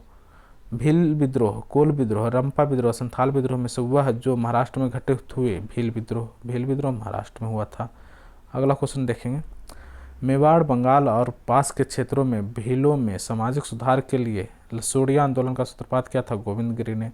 उलगलन विद्रोह बिरसा मुंडा से जुड़ा हुआ है। मुंडा विद्रोह के नेता बिरसा मुंडा को धरती आबा कहा जाता है। बिरसा मुंडा का कार्य क्षेत्र है रांची। ठक्कर बापा ने आदिवासी शब्द का यूज किया था जनजातियों के लिए। जनजातीय समुदाय के प्राचीन भूमि संबंधी व्यवस्था का संपूर्ण विदारण 19वीं शताब्दी के जनजातीय विद्रोह के लिए जिसने साझा कारण मुहैया कराया। क्वेश्चन है कि भारत में 19वीं शताब्दी के जनजातीय विद्रोह के लिए जिसने साझा कारण मुहैया किया वो है जनजातीय समुदाय की प्राचीन भूमि संबंधी व्यवस्था और संपूर्ण। ये एक्चुअली पूछा जा रहा है कि जनजातीय विद्रोह जो हुए उसके क्या कारण थे मूल रूप से, तो वो था कि उनकी प्राचीन भूमि संबंधी व्यवस्था का संपूर्ण रूप से क्या किया जा रहा था, उल्लंघन किया जा रहा था। हौज विद्रोह हुआ 1820-21 में। खैरवार 1874 में। संभलपुर के अनेक ब्रिटिश विरोधी नेता विद्रोह के नेता थे कौन? सुरेंद्र शाही। संभलपुर में जो अनेक ब्रिटिश विरोधी विद्रोह हुआ थे उसके नेता थे सुरेंद्र शाही। नील विद्रोह, संथाल विद्रोह, दक्कन के दंगे और सिपाही विद्रोह का सही कालक्रम क्या है? तो संथाल विद्रोह सबसे पहले, फिर सिपाही विद्रोह, नील विद्रोह और दक्कन दंगे। आप जानते हैं संथाल विद्रोह हुआ था 1855 ईस्वी में। सिपाही विद्रोह हुआ 1857 ईस्वी में। नील विद्रोह 1866-65 में के आसपास का है। और दक्कन का जो विद्रोह हुआ था 1875 ईस्वी में हुआ था। नेक्स्ट क्वेश्चन ये है मिलान करने का। मोपला विद्रोह केरला में हुआ, पवना बंगाल में हुआ, एका अवध में हुआ, बिरसा मुंडा विद्रोह बिहार में हुआ। 1921 में मोपला विद्रोह केरला में हुआ। बैरकपुर विद्रोह 1824 ईस्वी में हुआ। बहरामपुर विद्रोह हुआ 1857 ईस्वी में। संथाल विद्रोह 1855-56। बेल्लौर विद्रोह 1806 ईस्वी में। कूका विद्रोह पंजाब में हुआ। कोली महाराष्ट्र में हुआ। चुआर विद्रोह पश्चिम बंगाल में हुआ। कुकी विद्रोह त्रिपुरा। अहोम गोमधर कुंवर। ताना भगत जतरा भगत। ताना भगत जो संबंध है जतरा भगत और अहोम विद्रोह का नेतृत्व किया था गोमधर कुमार ने। कुकी विद्रोह हुआ था त्रिपुरा में। चुआर विद्रोह हुआ पश्चिम बंगाल में। अंग्रेजों के विरुद्ध भीलों द्वारा क्रांति प्रारंभ की गई कब? अंग्रेजों के विरुद्ध भीलों द्वारा क्रांति प्रारंभ की गई थी कहाँ? मध्य प्रदेश और महाराष्ट्र में। मध्य प्रदेश और महाराष्ट्र में भील विद्रोह हुआ था। ताना भगत आंदोलन में जतरा भगत ने प्रारंभ किया था कब? ताना भगत हुआ था 1914 ईस्वी में। महात्मा गांधी एवं उनके विचारों से प्रभावित होने वाला प्रथम आदिवासी नेता थे जोड़ांग नाग। महात्मा गांधी और उनके विचारों से प्रभावित होने वाले प्रथम आदिवासी नेता थे जोड़ांग नाग। अब जो टॉपिक है वो है आधुनिक भारत में शिक्षा का विकास। भारत में अंग्रेजों ने प्रथम मदरसा स्थापित किया कलकत्ता में। एशियाटिक सोसाइटी ऑफ बंगाल के संस्थापक थे सर विलियम जोन्स। वाराणसी में प्रथम संस्कृत विद्यालय की स्थापना की थी जोनाथन डंकन ने। वाराणसी में प्रथम संस्कृत विद्यालय की स्थापना किया था जोनाथन डंकन ने। दादा भाई नौरोजी, माइकल मधुसूदन दत्त, राजा राम मोहन राय विवेकानंद में से हुआ है जिन्हें पेरिस के रॉयल एशियाटिक सोसाइटी की सदस्यता प्रदान की गई, तो वो है माइकल मधुसूदन दत्त। माइकल मधुसूदन दत्त को पेरिस के रॉयल एशियाटिक सोसाइटी की सदस्यता प्रदान की गई। भगवत गीता का अंग्रेजी में अनुवाद किया था चार्ल्स विल्किंस ने। कालिदास की प्रसिद्ध रचना शकुंतला का पहली बार अंग्रेजी में अनुवाद किया था सर विलियम जोन्स ने। शकुंतला का अंग्रेजी में अनुवाद किया था विलियम जोन्स ने। स्वतंत्रता पूर्व अवधि में ब्रिटिश सरकार द्वारा भारत में आधुनिक शिक्षा के प्रसार का मुख्य उद्देश्य था क्या? छोटे प्रशासनिक पदों पर नियुक्ति हेतु शिक्षित भारतीयों की आवश्यकता। स्वतंत्रता पूर्व अवधि में ब्रिटिश सरकार द्वारा भारत में आधुनिक शिक्षा का प्रचार का उद्देश्य क्या था? तो छोटे प्रशासनिक पदों पर नियुक्ति हेतु शिक्षित भारतीयों की आवश्यकता। ब्रिटिश सरकार जिस अधिनियम ने सबसे पहले भारत में शिक्षा के लिए 1 लाख रुपये दिए थे वह था चार्टर अधिनियम 1813। चार्टर अधिनियम 1813 द्वारा शिक्षा के लिए 1 लाख रुपया दिया गया। चार्ल्स वुड का आदेश पत्र संबंधित था शिक्षा से। हिंदी का पहला समाचार पत्र उटंड मार्टंड 1826 ईस्वी में कलकत्ता में प्रकाशित हुआ। हंटर कमीशन प्राथमिक शिक्षा पर के सुधार पर जोर देता है। हंटर कमीशन प्राथमिक शिक्षा के सुधार पर जोर देता है। नेशनल काउंसिल ऑफ एजुकेशन की स्थापना 15 अगस्त 1906 ईस्वी में हुआ था। National council of education. Sadler आयोग संबंधित है शिक्षा से। सैडलर आयोग स्थापित हुआ था 1917 ईस्वी में। लॉर्ड मैकाले संबंधित है लॉर्ड अंग्रेजी शिक्षा से। भारत के उपनिवेशिक काम में अधोमुखी निस्पंदन सिद्धांत दिया है संबंधित है किससे? शिक्षा क्षेत्र से अधोमुखी निस्पंदन सिद्धांत। फिल्ट्रेशन थ्योरी का प्रतिपादक था लॉर्ड मैकाले।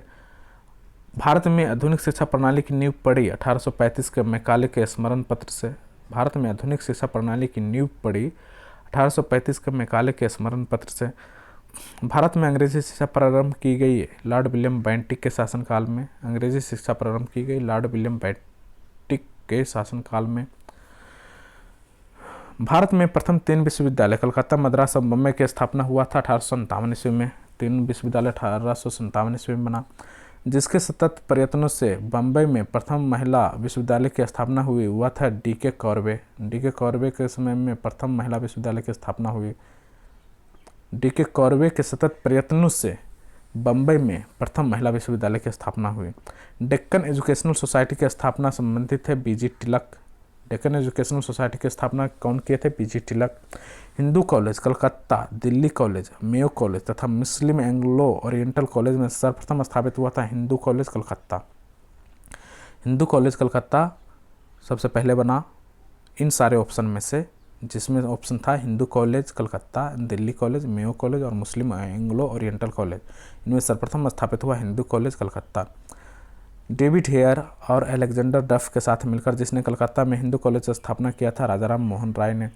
बाल गंगाधर तिलक, स्वामी विवेकानंद, महात्मा गांधी तथा मदन मोहन मालवीय में से भारतीय विश्वविद्यालय में धार्मिक शिक्षा के लिए प्रबल रूप से वकालत की थी मदन मोहन मालवीय ने।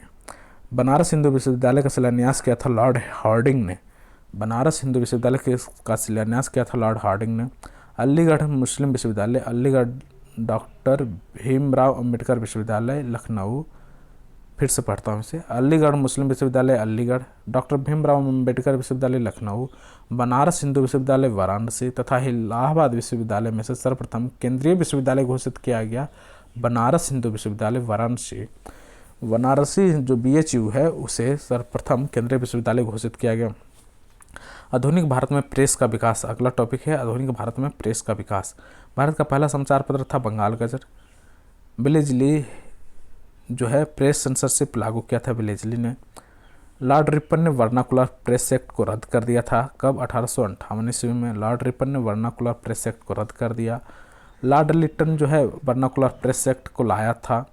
लॉर्ड रिपन जो है जो भारतीय भाषा प्रेस अधिनियम समाप्त किया। लॉर्ड रिपन के समय में भारतीय भाषा प्रेस अधिनियम को समाप्त किया गया। बाल गंगाधर तिलक एक पत्रकार के कर्तव्य का निर्वहन करते हुए जेल जाने वाले पहले भारतीय थे। तारकनाथ दास फ्री हिंदुस्तान अखबार का प्रकाशन किया था तारकनाथ दास ने। और मिरातुल अखबार का प्रकाशन किया था राजाराम मोहन राय ने। इंडियन मिरर अखबार प्रकाशन हुआ कलकत्ता में 1880 ईस्वी में कलकत्ता से। गदर पत्र का जो प्रथम अंक प्रकाशित हुआ उर्दू भाषा में। गदर पत्र का जो प्रथम अंक प्रकाशित हुआ उर्दू भाषा में। गदर पत्र उर्दू भाषा में था। गदर पार्टी का पत्र गदर था एक साप्ताहिक पत्र। गदर जो था एक साप्ताहिक पत्र था और वो उर्दू भाषा में प्रकाशित होता था। उर्दू भाषा में जो प्रथम अंक प्रकाशित हुआ था उर्दू भाषा में, गदर पत्रिका का प्रथम अंक प्रकाशित हुआ था उर्दू भाषा में और वो क्या था? एक साप्ताहिक पत्र था। अगला क्वेश्चन है, अमृत बाजार पत्रिका की स्थापना की थी शिशिर कुमार घोष ने। शिशिर कुमार घोष अमृत बाजार पत्रिका। लोकमान्य तिलक ने स्वतंत्रता संग्राम की सेवा के उद्देश्य से जो समाचार पत्र प्रारंभ किया था वह था केसरी। क्रांतिकारी काल की लोकप्रिय पत्रिकाएं जो अनेक कारणों से कांग्रेस की आलोचना करती थी, बंगवासी, काल और केसरी। बंगवासी, काल और केसरी वह समाचार पत्र जिन्होंने भारतीय स्वतंत्रता संग्राम के काल में क्रांतिकारी आतंकवाद की वकालत की थी। संध्या युगांतर काल, संध्या युगांतर काल क्रांतिकारी आतंकवाद की वकालत की थी। सोम प्रकाश नामक समाचार पत्र शुरू किया था ईश्वर चंद्र विद्यासागर ने। Som Prakash. New India, leader, young India तथा फ्री प्रेस जनरल अखबारों में से मुख्यतः उदारवादियों की नीति का प्रसारक था लीडर। द इंडियन ओपिनियन पत्र नहीं छापा जाता था उर्दू भाषा में। इंडियन ओपिनियन पत्रिका का संपादक थे मनसुख लाल नजर। इंडियन ओपिनियन के संपादक थे मनसुख लाल नजर। एक साप्ताहिक के रूप में यंग इंडिया का शुभारंभ किया था होमरूल पार्टी ने। यंग इंडिया का शुभारंभ कौन किया था? होमरूल पार्टी ने। भारतीयों द्वारा अंग्रेजी भाषा में प्रकाशित प्रथम समाचार पत्र हिंदू पैट्रियट है। भारतीयों द्वारा अंग्रेजी भाषा में प्रकाशित प्रथम समाचार पत्र हिंदू पैट्रियट। हिंदू पैट्रियट के संपादक थे हरिश्चंद्र मुखर्जी। नील आंदोलन का जो समर्थन करने वाले हिंदू पैट्रियट के संस्थापक थे कौन? हरिश्चंद्र मुखर्जी। नील आंदोलन का जमकर समर्थन करने वाले हिंदू पैट्रियट के संपादक थे हरिश्चंद्र मुखर्जी। अंग्रेजी साप्ताहिक वंदे मातरम के साथ अपने को संबंध किया अरविंद घोष ने। अरविंद घोष ने वंदे मातरम साप्ताहिक का संपादन किया। Indian nation, Punjab Kesari, Prabhakar, Dawn में से जिस अखबार का प्रकाशन पटना से होता था वह है इंडियन नेशन। इंडियन नेशन का प्रकाशन कहाँ से होता था? पटना से। स्वदेश वाहिनी के संपादक थे श्री के कृष्ण राम पिल्ले। स्वदेश वाहिनी के संपादक थे के रामकृष्ण पिल्ले। स्वदेश वाहिनी के रामकृष्ण पिल्ले। इंडिपेंडेंट का संपादन किया था मोतीलाल नेहरू ने। इंडिपेंडेंट। अब ये मिलान करना है। भारत मित्र हिंदी में समाचार पत्र है, उधर दिया हुआ, इधर भाषा है, तो भारत मित्र हिंदी भाषा में था। राष्ट्रमत मराठी में है। प्रजा मित्र गुजराती में है। नायक बंगाली। दैनिक आज Shiv Prasad Gupt. The leader Madan Mohan Malviya. The leader का संपादन किया था मदन मोहन मालवीय ने। और दैनिक आज Shiv Prasad Gupt. The national herald Jawaharlal Nehru. और the pioneer George Allen. The pioneer George Allen. Kanpur से प्रकाशित जिस समाचार पत्र के माध्यम से विजय सिंह पथिक ने बिजौलिया आंदोलन को समूचे भारत में चर्चा का विषय बना दिया था वह था प्रताप। प्रताप के माध्यम से बिजौलिया आंदोलन को समूचे भारत में चर्चा का विषय बना दिया था। और इनके जो संपादक थे वो कौन थे? विजय सिंह पथिक। हरिजन के प्रारंभ करता थे महात्मा गांधी। हरिजन, महात्मा गांधी। नेक्स्ट क्वेश्चन देखेंगे। गांधी जी द्वारा शुरू किए गए साप्ताहिक पत्र हरिजन का प्रथम अंक 11 फरवरी 1933 को प्रकाशित किया गया। कहाँ? पुणे से। मराठी पक्षिक बहिष्कृत भारत प्रारंभ किया था बी आर अम्बेडकर ने। बहिष्कृत भारत प्रारंभ किया था बी आर अम्बेडकर ने। अल हिलाल, कॉमरेड, द इंडियन सोशियोलॉजिस्ट तथा जमींदारों में से वह जनरल जो अबुल कलाम आज़ाद द्वारा प्रकाशित हुआ। अल हिलाल। अल हिलाल का संपादन किया था अबुल कलाम आज़ाद ने। वर्ष 1920 में लाहौर से लाजपत राय द्वारा जिस उर्दू समाचार पत्र को प्रारंभ किया गया वह था वंदे मातरम। वंदे मातरम समाचार पत्र का उर्दू में प्रकाशन लाला लाजपत राय द्वारा लाहौर से 1920 ईस्वी में प्रारंभ किया गया। अब मिलान करना है। हिंदू का जो संपादक थे जी सुब्रमण्यम अय्यर थे। सुधारक जी के गोखले थे। Voice of India Dada Bhai Naoroji. Voice of India Dada Bhai Naoroji. Bengali SN. Banerjee. Bombay chronicle Firoz Shah Mehta. Commonwealth Annie Besant. Leader Madan Mohan Malviya. Searchlight Sachchidanand Sinha. Independence Motilal Nehru. Justice TM. Nair. फिर से एक बार देखते हैं। हिंदू जी सुब्रमण्यम अय्यर। सुधारक जी के Gokhale. Voice of India Dada Bhai Naoroji. Bengali SN. Banerjee. Bombay chronicle Firoz Shah Mehta. Commonwealth Annie Besant. Leader Madan Mohan Malviya. Searchlight Sachchidanand Sinha. Independent Motilal Nehru. Justice TM. Nair. फिर से आगे मिलान करना है। Abul Kalam Azad Al Hilal. Firoz Shah Mehta Bombay chronicle Annie Besant New India. Mahatma Gandhi young India. Lokmanya Tilak Kesari. Abul Kalam Al Hilal. Firoz Shah Mehta Bombay chronicle Annie Besant New India. Mahatma Gandhi young India. Lokmanya Tilak Kesari. Qaumi Awaz पत्र का प्रारंभ किया था जवाहरलाल नेहरू ने। कौमी आवाज़ जवाहरलाल नेहरू ने। नवजीवन महात्मा गांधी। नवजीवन। स्वराज टी प्रकाशम। प्रभात एन.सी. केलकर। कौमी आवाज़ जवाहरलाल नेहरू। आगे मिलान करते हैं। Mahatma Gandhi young India. Bal Gangadhar Tilak Kesari. Annie Besant Commonwealth. Mook Nayak B R Ambedkar. Annie Besant New India. Annie Besant New India. राष्ट्रीय गुप्तार दादाभाई नौरोजी, राष्ट्रगुप्तार दादाभाई नौरोजी। एनी बेसेंट द्वारा निकाले जाने वाले दो अखबार कौन थे? कॉमनवेल्थ और New India. Bipin Chandrapal New India, Arvind Ghosh Vande Mataram. देखिए कॉमनवेल्थ और न्यू इंडिया एनी बेसेंट का है और बिपिन चंद्रपाल का भी एक है न्यू इंडिया। ऑप्शन से इसे छाटना पड़ेगा। अरविंद घोष वंदे मातरम, ब्रह्म Bandhav Upadhyay Sandhya, Brahma Bandhav Upadhyay Sandhya. Mohammad Ali Comrade, S A Dange the Socialist, S A Dange the Socialist. Muzaffar Ahmad Navyug, Ghulam Hussain Inquilab, Ghulam Hussain Inquilab. M Singaravelu Labour Kisan Gazette. फिर से मिलान करते हैं इसको। जो एस ए डांगे है द सोशलिस्ट हैं के संपादक हैं, द सोशलिस्ट के संपादक हैं एस ए डांगे। नवयुग के संपादक हैं मुजफ्फर अहमद, इनकलाब गुलाम हुसैन और लेबर किसान गजट एम सिंगरवेल्लू। अब सामाजिक सुधार और धार्मिक सुधार आंदोलन के बारे में पढ़ेंगे। 19वीं शताब्दी के धर्म एवं समाज सुधार आंदोलनों ने जनसंख्या के जिस वर्ग को मुख्यतः आकर्षित किया हुआ है बुद्धिजीवी, नगरीय, उच्च जातीय और उदार राजवाड़े, इन्हें समाज सुधार और धर्म सुधार आंदोलन ने आकर्षित किया। कथन है 19वीं शताब्दी के सामाजिक धार्मिक आंदोलन के कारण भारत का आधुनिकीकरण हुआ। 19वीं शताब्दी के सामाजिक धार्मिक आंदोलन के कारण भारत का आधुनिकीकरण हुआ, ये सही बात है। कारण क्या है? सामाजिक धार्मिक आंदोलन के मूल में बुद्धिवाद, वैज्ञानिक दृष्टिकोण तथा अन्य ऐसे विचार थे जो आधुनिकता के आधार माने जाते हैं, ये भी सही है। और इस तरह से कथन और कारण दोनों सही है और उसकी व्याख्या करता है। कुलीन जमींदार, नवीन धन्यवान व्यापारी, शिक्षित मध्यम वर्ग तथा शिक्षित मुसलमान में से वह वर्ग जिसे सर्वप्रथम पश्चिम सभ्यता ने प्रभावित किया वो है शिक्षित हिंदू मध्यम वर्ग, शिक्षित हिंदू मध्यम वर्ग। भारतीय जागृति का जनक कहा जाता है राजा राम मोहन राय, भारतीय पुनर्जागरण का पिता राजा राम मोहन राय, राष्ट्रवाद का पैगंबर राजा राम मोहन राय, आधुनिक पुरुष राजा राम मोहन राय, भारत का आधुनिक पुरुष राजा राम मोहन राय। राजा राम मोहन राय द्वारा स्थापित प्रथम संस्था थी आत्मीय सभा, 1815 ईस्वी में आत्मीय सभा की स्थापना की गई थी। राजा राम मोहन राय द्वारा ब्रह्मा समाज 1828 ईस्वी में स्थापित हुआ था। राजा राम मोहन राय को राजा की उपाधि दिया था अकबर द्वितीय ने, अकबर द्वितीय राजा को उपाधि दिया था राजा राम मोहन राय को। राजा राम मोहन राय की समाधि है ब्रिस्टल इंग्लैंड में, राजा राम मोहन राय की समाधि है ब्रिस्टल इंग्लैंड में।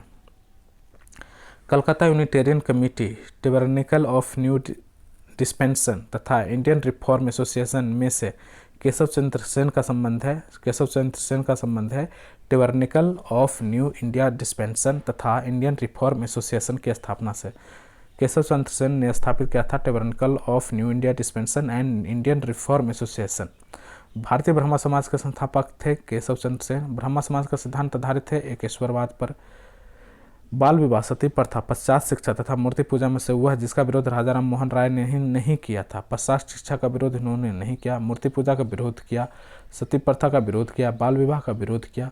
ब्रह्मा समाज के बारे में सही कथन है, इसने मूर्ति पूजा का विरोध किया तथा धार्मिक ग्रंथों की व्याख्या के लिए इसने पुरोहित वर्ग को अस्वीकार किया। ब्रह्मा समाज जो है मूर्ति पूजा का विरोध किया और धार्मिक ग्रंथों की व्याख्या के लिए पुरोहितों का होना अनिवार्य है, इस बात को अस्वीकार किया। 19वीं शताब्दी के उत्तरार्ध में नव हिंदूवाद के सर्वश्रेष्ठ प्रतिनिधि थे स्वामी विवेकानंद। न्यू हिंदुइज्म के प्रतिनिधि हैं स्वामी विवेकानंद। विवेकानंद ने शिकागो में जो सम्मेलन हुआ था पार्लियामेंट वर्ल्ड रिलीजन्स में भाग लिया, वो कब हुआ था? 1893 ईस्वी में। प्रख्यात समाज सुधारक जिसने ज्ञान योग, कर्मयोग, राजयोग नामक पुस्तकें लिखी, विवेकानंद। रामकृष्ण मिशन की स्थापना विवेकानंद ने किया था। रामकृष्ण मिशन की स्थापना हुई थी 1897 ईस्वी में। रामकृष्ण मिशन की स्थापना विवेकानंद ने किया था 1897 ईस्वी में। शारदा मणि रामकृष्ण परमहंस की पत्नी थी। दयानंद सरस्वती द्वारा स्थापित आर्य समाज है जिसकी स्थापना 1875 में हुआ था। वेदों के पुनरुत्थान का श्रेय है स्वामी दयानंद सरस्वती को जाता है। वेदों के पुनरुत्थान, ये बोल रहे थे वेदों की ओर लौटो, कौन? स्वामी दयानंद सरस्वती। भारत का मार्टिन लूथर कहा जाता है दयानंद सरस्वती को। सत्यार्थ प्रकाश की रचना की गई स्वामी दयानंद सरस्वती द्वारा। सत्यार्थ प्रकाश पुस्तक है आर्य समाज की। शुद्धि आंदोलन का समर्थन किया था आर्य समाज ने। अच्छा शासन स्वशासन का स्थापना नहीं है, ये स्वामी दयानंद ने कहा था। अच्छा शासन स्वशासन का स्थापना नहीं है, ये स्वामी दयानंद ने कहा था। वह व्यक्ति जिसने सर्वप्रथम स्वराज शब्द का प्रयोग किया, स्वामी दयानंद ने स्वराज शब्द का प्रयोग किया।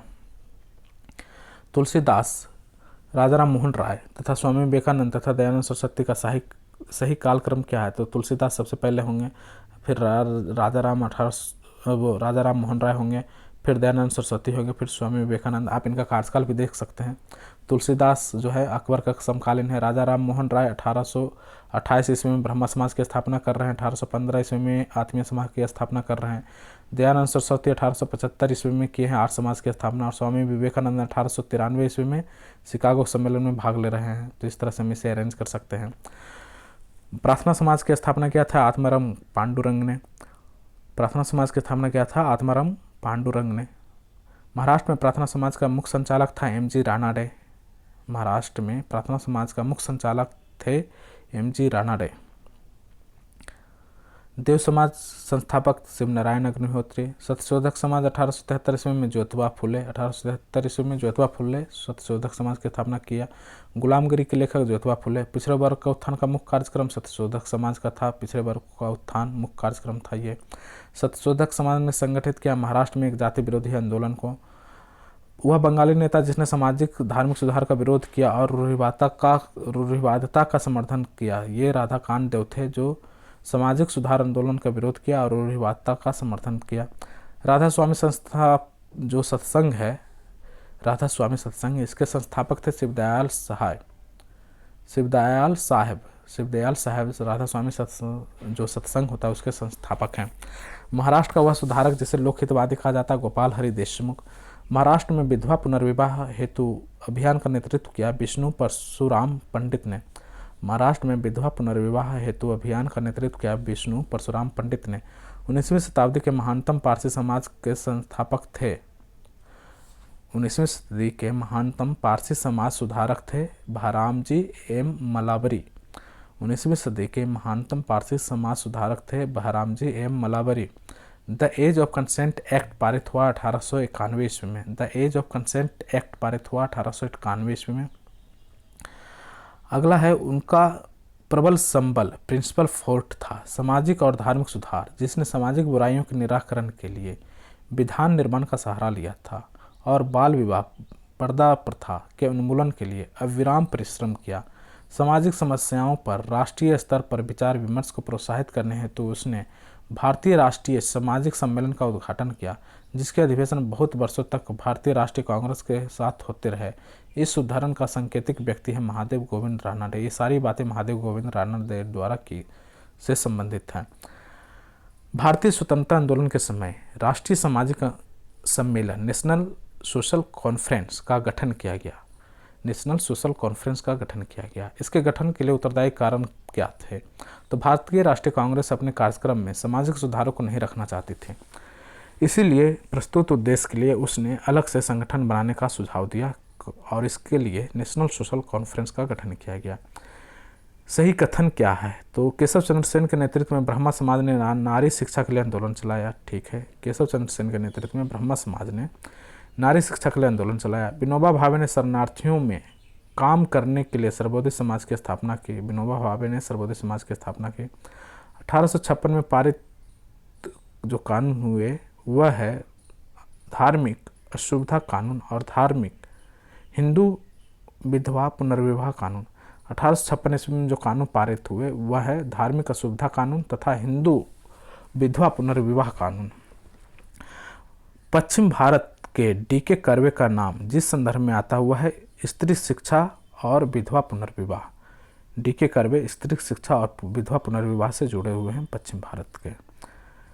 वह व्यक्ति जिसने विधवा पुनर्विवाह के लिए संघर्ष किया उसे कानूनी रूप से वैध बनाने में सफलता प्राप्त की थी। ईश्वर चंद्र विद्यासागर विधवा पुनर्विवाह के लिए इन्होंने संघर्ष किया और इन्होंने अपने पुत्र का जो विवाह किया था वो एक विधवा के साथ किया था।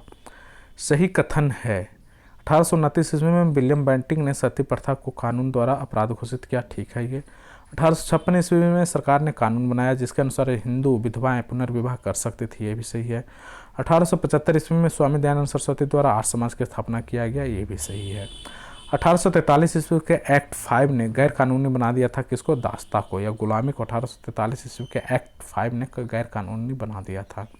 नेटिव मैरिज एक्ट 1872 ईस्वी में पारित कराने में महत्वपूर्ण भूमिका निभाया था किसने? केशव चंद्र सेन ने। नेटिव मैरिज एक्ट 1872 ईस्वी में। बाल विवाह प्रथा को नियंत्रित करने हेतु 1872 ईस्वी के सिविल मैरिज एक्ट ने लड़कियों के विवाह की न्यूनतम उम्र निर्धारित किया था 14 वर्ष। जो सिविल मैरिज एक्ट है 1872 ईस्वी में, वो लड़कियों का न्यूनतम जो उम्र निर्धारित किया था 14 वर्ष। 1853 में जन्मे या पश्चिम भारत के पारसी थे। ये इंडियन स्पेक्टेटर तथा वॉइस ऑफ इंडिया के संपादक थे। यह एक समाज सुधारक थे और सम्मति आयु अधिनियम 1891 ईस्वी के पक्ष में प्रमुख संघर्ष करता था। ये तथ्य है, ये BM मलवरी से संबंधित है। BM मलवरी जो है एक पारसी थे। 1853 ईस्वी में इनका जन्म हुआ था और इंडिया स्पेक्टेटर तथा वॉइस ऑफ इंडिया के संपादक थे। और जो कंसेंट एक्ट है, ये जो कंसेंट एक्ट 1891 का प्रमुख संघर्ष करता थे।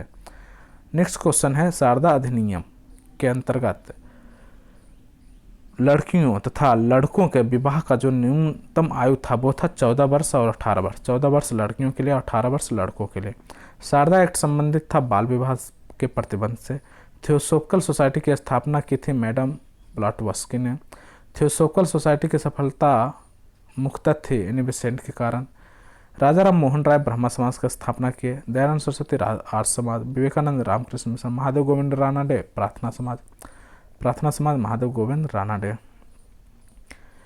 सही सुमिलित करना है, थियोसोफिकल सोसाइटी एनी बेसेंट, प्रार्थना समाज आत्मारंग पांडुरंग, आत्मा से प्रार्थना किए आत्मारंग पांडुरंग, और प्रार्थना समाज महादेव गोविंद रानाडे भी इससे जुड़े हुए हैं और आत्मारंग पांडुरंग भी जुड़े हुए हैं। आत्मीय सभा राजा राम मोहन राय। भारतीय ब्रह्मा समाज, ये केशव चंद्र सेन है, भारतीय ब्रह्मा समाज के संस्थापक हैं। राधा स्वामी सत्संग तुलसीराम, राधा स्वामी सत्संग तुलसीराम। सही सुमिलित करना, ब्रह्मा समाज कोलकाता, मानव धर्म सभा सूरत, आर्य समाज बम्बई, नदवा उल उलमा लखनऊ। फिर से मिलान करते हैं, ब्रह्मा समाज कोलकाता, मानव धर्म सभा सूरत, आर्य समाज मुंबई, नदवा उल उलमा Lucknow. Satyashodhak Samaj Jyotiba Phule, Mohammedan Anglo Oriental College Aligarh Sir Syed Ahmad Khan, Tattvabodhini Sabha Rabindranath Tagore, the Servants of India Society Gopal Krishna Gokhale, the Servants of India Society Gopal Krishna Gokhale. MC तलवार, BN राव तथा अलादी कृष्ण अय्यर प्रख्यात सदस्य थे सर्वेंट्स ऑफ इंडिया सोसाइटी के। MC तलवार, BN राव तथा अलादी कृष्ण अय्यर प्रख्यात सदस्य थे सर्वेंट्स ऑफ इंडिया सोसाइटी के। सर्वेंट्स ऑफ इंडिया सोसाइटी की स्थापना किया था गोपाल कृष्ण गोखले ने। बहुजन समाज का संस्थापक था मुकुंदराव पाटिल, बहुजन समाज के संस्थापक थे मुकुंदराव पाटिल। नडारों द्वारा मंदिर में प्रवेश के अधिकार की मांग की प्रस्तुति के कारण 1899 में भयंकर दंगे हुए थे तिरुनुवल्ली में। 1899 में भयंकर दंगे हुए थे तिरुनुवल्ली में। यदि भगवान अस्पृश्यता को सहन करते हैं तो मैं उन्हें कभी भगवान नहीं मानूंगा, ये कथन था बाल गंगाधर तिलक का। यदि भगवान अस्पृश्यता को सहन करते तो मैं उन्हें कभी भगवान नहीं मानूंगा, ये कथन है बाल गंगाधर तिलक का। मिलान करना है सूची 1 को सूची 2 से। राजा राम मोहन राय यह कहा कि हिंदू धर्म का शुद्धतम रूप उपनिषदों में निहित है। राजा राम मोहन राय ने कहा था कि हिंदू धर्म का शुद्धतम रूप उपनिषदों में निहित है। केशव चंद्र सेन ने कहा था कि ब्रह्मवाद को विश्व धर्म बनाना चाहिए, ब्रह्मवाद को विश्व धर्म बनाना चाहिए। दयानंद सरस्वती ने कहा था हिंदू धर्म की पहचान वेदों में संस्थापित धर्म से है, हिंदू धर्म की पहचान वेदों में संस्थापित धर्म से है। रामकृष्ण परमहंस इस पर जोर दिया कि ईश्वर तक पहुंचने के कई मार्ग हो सकते हैं। रामकृष्ण परमहंस। समाज सुधारक जो संस्कृत भाषा में प्रवीणता के लिए जाने जाते हैं, दयानंद सरस्वती, ईश्वरचंद्र विद्यासागर और राजा राम मोहन राय संस्कृत में प्रवीण थे। सही कथन है, ब्रह्मा समाज एक ईश्वरवाद का समर्थन करता था, ये सही बात है। आर्य समाज ने शिक्षा के विकास में योगदान दिया, ये भी सही बात है। DA भी अभी चल रहा है, ये आर्य समाज का ही है। और रामकृष्ण मिशन की स्थापना स्वामी विवेकानंद ने किया। नेक्स्ट क्वेश्चन देखेंगे, भारत में नारी आंदोलन प्रारंभ हुआ था ज्योतिबा फुले की प्रेरणा से। ब्रह्मा समाज, रामकृष्ण मिशन और आर्य समाज में समानता थी। क्या समानता थे कि तीनों ही राजनीतिक उद्देश्य के लिए नहीं बने, और लेकिन तीनों ने ही देशभक्ति की भावना में विकास में सहायता दिया। सही कथन क्या है? डॉक्टर एनी बेसेंट थियोफिस्ट थी, सही कथन है। और थियोसोफिकल सोसाइटी का अंतर्राष्ट्रीय मुख्यालय मद्रास में है। स्वामी दयानंद सरस्वती ने आर्य समाज की स्थापना की, ये सारे कथन सही हैं। दारुल उल्म की स्थापना किया था मौलाना हुसैन अहमद ने। दारुल उल्म की स्थापना किया था मौलाना हुसैन अहमद ने, और ये दारुल उल्म की स्थापना हुआ था, किसने किया था? मौलाना हुसैन अहमद ने।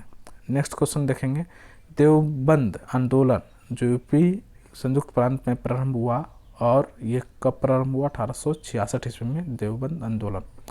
1924 का बंगाल का तारकेश्वर आंदोलन किसके विरुद्ध था? मंदिरों में भ्रष्टाचार के विरुद्ध था तारकेश्वर आंदोलन। हाली पद्धति संबंधित है बंधुआ मजदूरों से, हाली पद्धति संबंधित है बंधुआ मजदूरों से। अब हम देखेंगे कांग्रेस से पूर्व स्थापित राजनीतिक संस्थाएं। भारत में जिस राजनीतिक संगठन की स्थापना 1838 ईस्वी में हुई उसका नाम था Zamindari Association. Zamindari Association. Land Holders Society की स्थापना कब हुई थी? 1838 ईस्वी में।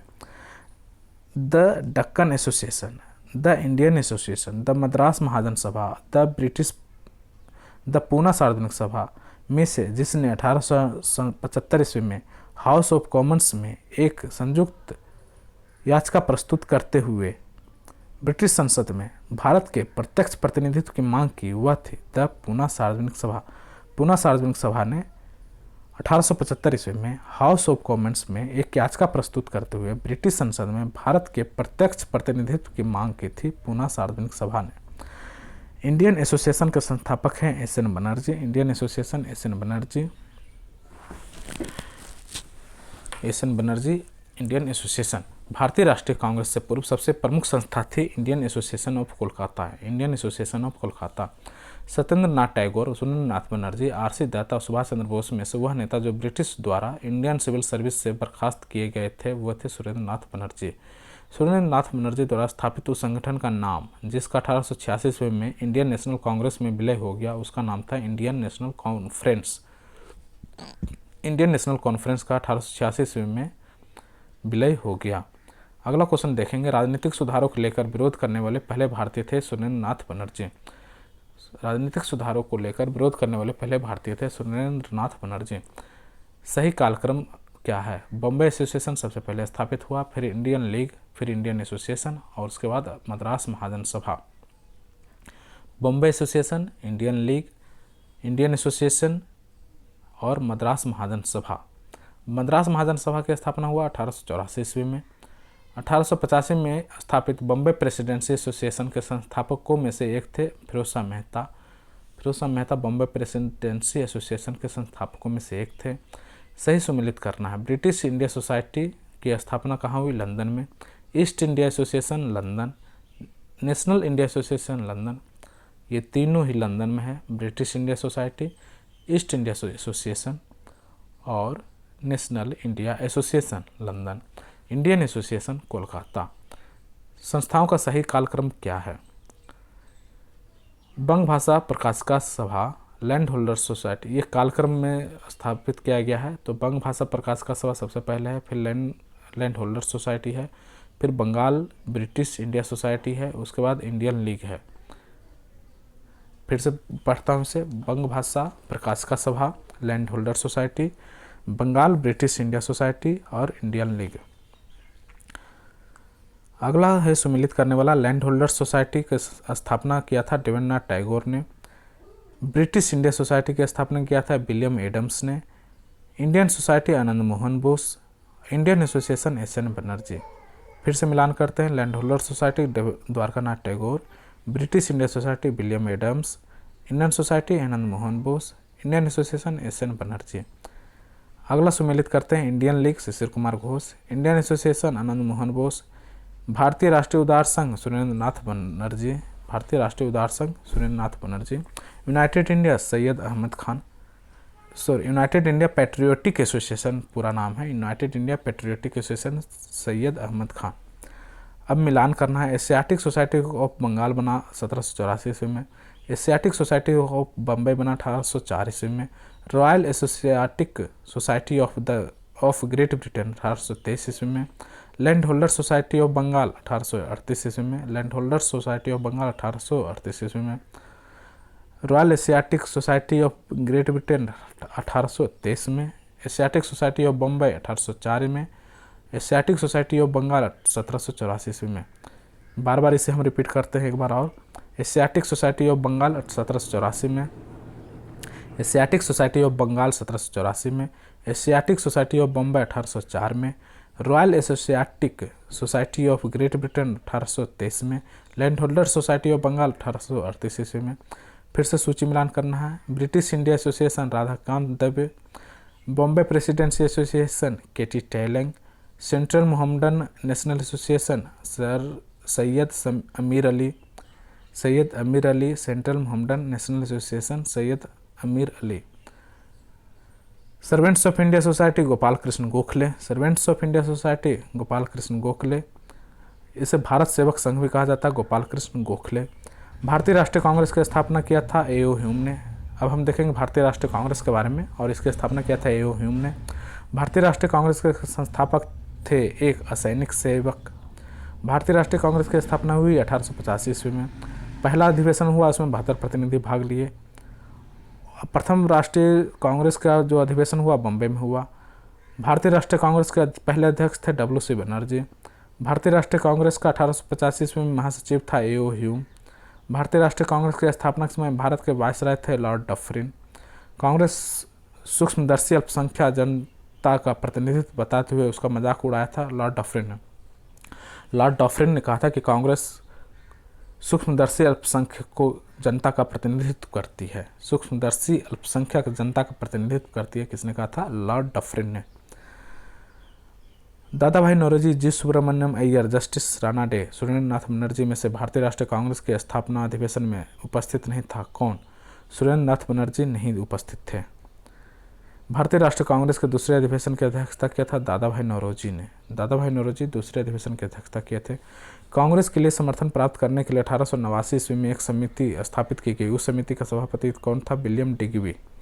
कांग्रेस के समर्थन प्राप्त करने के लिए, कांग्रेस के लिए समर्थन प्राप्त करने के लिए 1889 ईस्वी में एक समिति स्थापित की गई। उस समिति का सभापति कौन था? William Digby. William Digby. भारतीय राष्ट्रीय कांग्रेस का सर्वप्रथम मुस्लिम अध्यक्ष बदरुद्दीन तैयब जी। भारतीय राष्ट्रीय कांग्रेस का प्रथम निर्वाचित अध्यक्ष George Yule. Firoz Shah Mehta, Hakim Ajmal Khan, Khan Abdul Gaffar Khan, sir Syed Ahmad Khan में से हुआ है जो भारतीय राष्ट्रीय कांग्रेस से कभी संबंध नहीं रहे। सर सैयद अहमद खान। सर सैयद अहमद खान कभी भारतीय राष्ट्रीय कांग्रेस से संबंध नहीं रहे। हकीम अजमल खान रहे, खान अब्दुल गफ्फार खान जुड़े रहे, फिरोज शाह मेहता जुड़े रहे। वह जो कभी कांग्रेस के अध्यक्ष नहीं चुने गए, बाल गंगाधर तिलक। लाला लाजपत राय चुने गए, एनी बेसेंट चुनी गई, मोतीलाल नेहरू चुने गए, और बाल गंगाधर तिलक कभी कांग्रेस के अध्यक्ष नहीं रहे। लाल, बाल और पाल में से जो कांग्रेस के अध्यक्ष हुए वे थे लाला लाजपत राय। लाला लाजपत राय कांग्रेस के अध्यक्ष हुए। सुचेता कृपलानी, अरुणा आसफ अली, एनी बेसेंट तथा विजय लक्ष्मी पंडित में से भारतीय कांग्रेस के अध्यक्ष रही कौन? Annie Besant. एनी बेसेंट भारतीय राष्ट्रीय कांग्रेस के अध्यक्ष रही। वह अधिवेशन जिसके लिए कांग्रेस ने पहली बार एक महिला को अध्यक्ष बनाया, कलकत्ता अधिवेशन 1917 ईस्वी में पहली बार एक महिला को अध्यक्ष बनाया गया, और ये महिला कौन थी? Annie Besant. कांग्रेस की प्रथम भारतीय महिला अध्यक्ष कौन थी? तो सरोजिनी नायडू। प्रथम भारतीय महिला अध्यक्ष रहेगा तो सरोजिनी नायडू, और प्रथम महिला रहेगा तो 1917 ईस्वी कलकत्ता अधिवेशन एनी बेसेंट। सही कथन। भारतीय राष्ट्रीय कांग्रेस का दूसरा अधिवेशन दादा भाई नौरोजी की अध्यक्षता में हुआ। भारतीय राष्ट्रीय कांग्रेस तथा मुस्लिम लीग दोनों ने लखनऊ 1916 ईस्वी का अधिवेशन किया तथा लखनऊ समझौता संपन्न किया। भारतीय राष्ट्रीय कांग्रेस का 27वां अधिवेशन हुआ बांकीपुर में। भारतीय राष्ट्रीय कांग्रेस का 27वां अधिवेशन हुआ बांकीपुर में। भारतीय राष्ट्रीय कांग्रेस का वह अधिवेशन जिसमें बाल गंगाधर तिलक ने अभिव्यक्त किया था कि स्वराज मेरा जन्मसिद्ध अधिकार है और मैं उसे लेकर रहूंगा। लखनऊ अधिवेशन 1916 ईस्वी में यह स्टेटमेंट बाल गंगाधर तिलक ने किया था कि स्वराज मेरा जन्मसिद्ध अधिकार है और मैं उसे लेकर रहूंगा। C.R. दास ने जब कांग्रेस अध्यक्ष के रूप में कार्य किया वे जेल में थे। अल्फ्रेड वेब 1894 ईस्वी में कांग्रेस के अध्यक्ष थे। ये दोनों ही सही कथन है। C.R. दास ने जब कांग्रेस अध्यक्ष के रूप में कार्य किया तो वे जेल में थे, और अल्फ्रेड वेब 1894 ईस्वी में कांग्रेस के अध्यक्ष बने। कांग्रेस आंदोलन न तो लोगों द्वारा प्रेरित था, न ही उनके द्वारा सोचा या योजनाबद्ध किया गया था। यह कथन किनका है? सर सैयद अहमद खां। सर सैयद अहमद खां का कथन है कि कांग्रेस आंदोलन न तो लोगों द्वारा प्रेरित था, न ही उनके द्वारा सोचा या योजनाबद्ध किया गया था। ये कहा था सर सैयद अहमद खान ने। कांग्रेस पतन के लिए लड़खड़ा रही है। मेरी सबसे बड़ी अभिलाषा है कि जब तक मैं भारत में हूँ कांग्रेस के शांतिपूर्ण समाप्ति में सहयोग करूँगा या सहयोग करना है। ये कथन है लॉर्ड कर्जन का। लॉर्ड कर्जन बोल रहे हैं कि कांग्रेस पतन के लिए लड़खड़ा रही है। मेरी सबसे बड़ी अभिलाषा है कि जब तक मैं भारत में हूँ, कांग्रेस की शांतिपूर्ण समाप्ति में सहयोग करूँ। अध्यक्षीय संबोधन के समय जिस कांग्रेस अध्यक्ष ने हिंदी भाषा के लिए रोमन लिपि लागू करने की वकालत की थी, सुभाष चंद्र बोस ने रोमन लिपि लागू करने की वकालत की थी हिंदी भाषा के लिए। वह स्वतंत्रता सेनानी जिन्होंने भारत के स्वतंत्रता समाप्ति के बाद सुझाव दिया था कि भारतीय राष्ट्रीय कांग्रेस को समाप्त कर दिया जाए, ये सुझाव दिया था महात्मा गांधी ने। अमृतसर के भारतीय राष्ट्रीय कांग्रेस 1919 के प्रस्ताव के अनुसार महात्मा गांधी द्वारा कांग्रेस का नया संविधान लिखने के लिए उनके सहयोग हेतु चुना गया NC केलकर तथा IB सेन को। अमृतसर के भारतीय राष्ट्रीय कांग्रेस अधिवेशन 1919 के प्रस्ताव के अनुसार महात्मा गांधी द्वारा कांग्रेस का नया संविधान लिखने के लिए उनके सहयोग होती चुना गया था किनको, NC केलकर और IB सेन को। IB सेन और NC केलकर को महात्मा गांधी द्वारा कांग्रेस का नया संविधान लिखने हेतु उनके सहयोग के लिए चुना गया था। कांग्रेस के एक अधिवेशन में एक गवर्नर जनरल ने भाग लिया। वह गवर्नर जनरल तथा अधिवेशन स्थल क्या है, तो लॉर्ड वेलिंगटन ने भाग लिया था और बम्बई 1915 के अधिवेशन में भाग लिया था। भारतीय राष्ट्रीय कांग्रेस का वह अधिवेशन जिसकी अध्यक्षता सी विजय राघव चेरियार ने किया था। ने नागपुर अधिवेशन 1920 में अध्यक्षता किया था। कांग्रेस ने पहली बार भारतीय रियासतों के प्रति अपनी नीति घोषित किया था नागपुर अधिवेशन में। गया के इंडियन नेशनल कांग्रेस के अधिवेशन के अध्यक्ष थे चित्तरंजन दास। भारतीय राष्ट्रीय कांग्रेस के अध्यक्षों का सही क्रम क्या है, तो महात्मा गांधी, सरोजिनी नायडू, जवाहरलाल नेहरू और वल्लभ भाई पटेल। भारतीय राष्ट्रीय कांग्रेस के सही जो क्रम है वो महात्मा गांधी, सरोजिनी नायडू, जवाहरलाल नेहरू और वल्लभ भाई पटेल। भारतीय राष्ट्रीय कांग्रेस का एकमात्र अधिवेशन जिसमें महात्मा गांधी ने अध्यक्षता किया था बेलगाम 1924। अगला मिलान करना है अध्यक्ष और भारतीय राष्ट्रीय कांग्रेस के सभाओं का जो स्थान है वो। मोतीलाल नेहरू 1919 अमृतसर जो कांग्रेस का अधिवेशन हुआ था अमृतसर 1919 में मोतीलाल नेहरू अध्यक्ष थे। कानपुर 1925 में सरोजिनी नायडू थी। 1934 बम्बई में डॉक्टर राजेंद्र प्रसाद कब थे, 1934 बम्बई में कांग्रेस के अध्यक्ष बने थे। अब्दुल कलाम आज़ाद जो है रामगढ़ 1940 में अध्यक्ष बने थे और राजेंद्र प्रसाद 1934 में अध्यक्ष बने थे। भारतीय राष्ट्रीय कांग्रेस था वह अधिवेशन जिसमें जवाहरलाल नेहरू ने समाजवाद को भारत की समस्याओं को हल करने की कुंजी बताया, लखनऊ अधिवेशन। भारतीय राष्ट्रीय कांग्रेस का कौन सा अधिवेशन था जिसमें जवाहरलाल नेहरू ने समाजवाद को भारत की समस्याओं को हल करने का कुंजी बताया, वो था लखनऊ अधिवेशन 1916। वर्ष 1938 में भारतीय राष्ट्रीय कांग्रेस के हरिपुरा अधिवेशन की अध्यक्षता की थी सुभाष चंद्र बोस ने। 1938 ईस्वी में।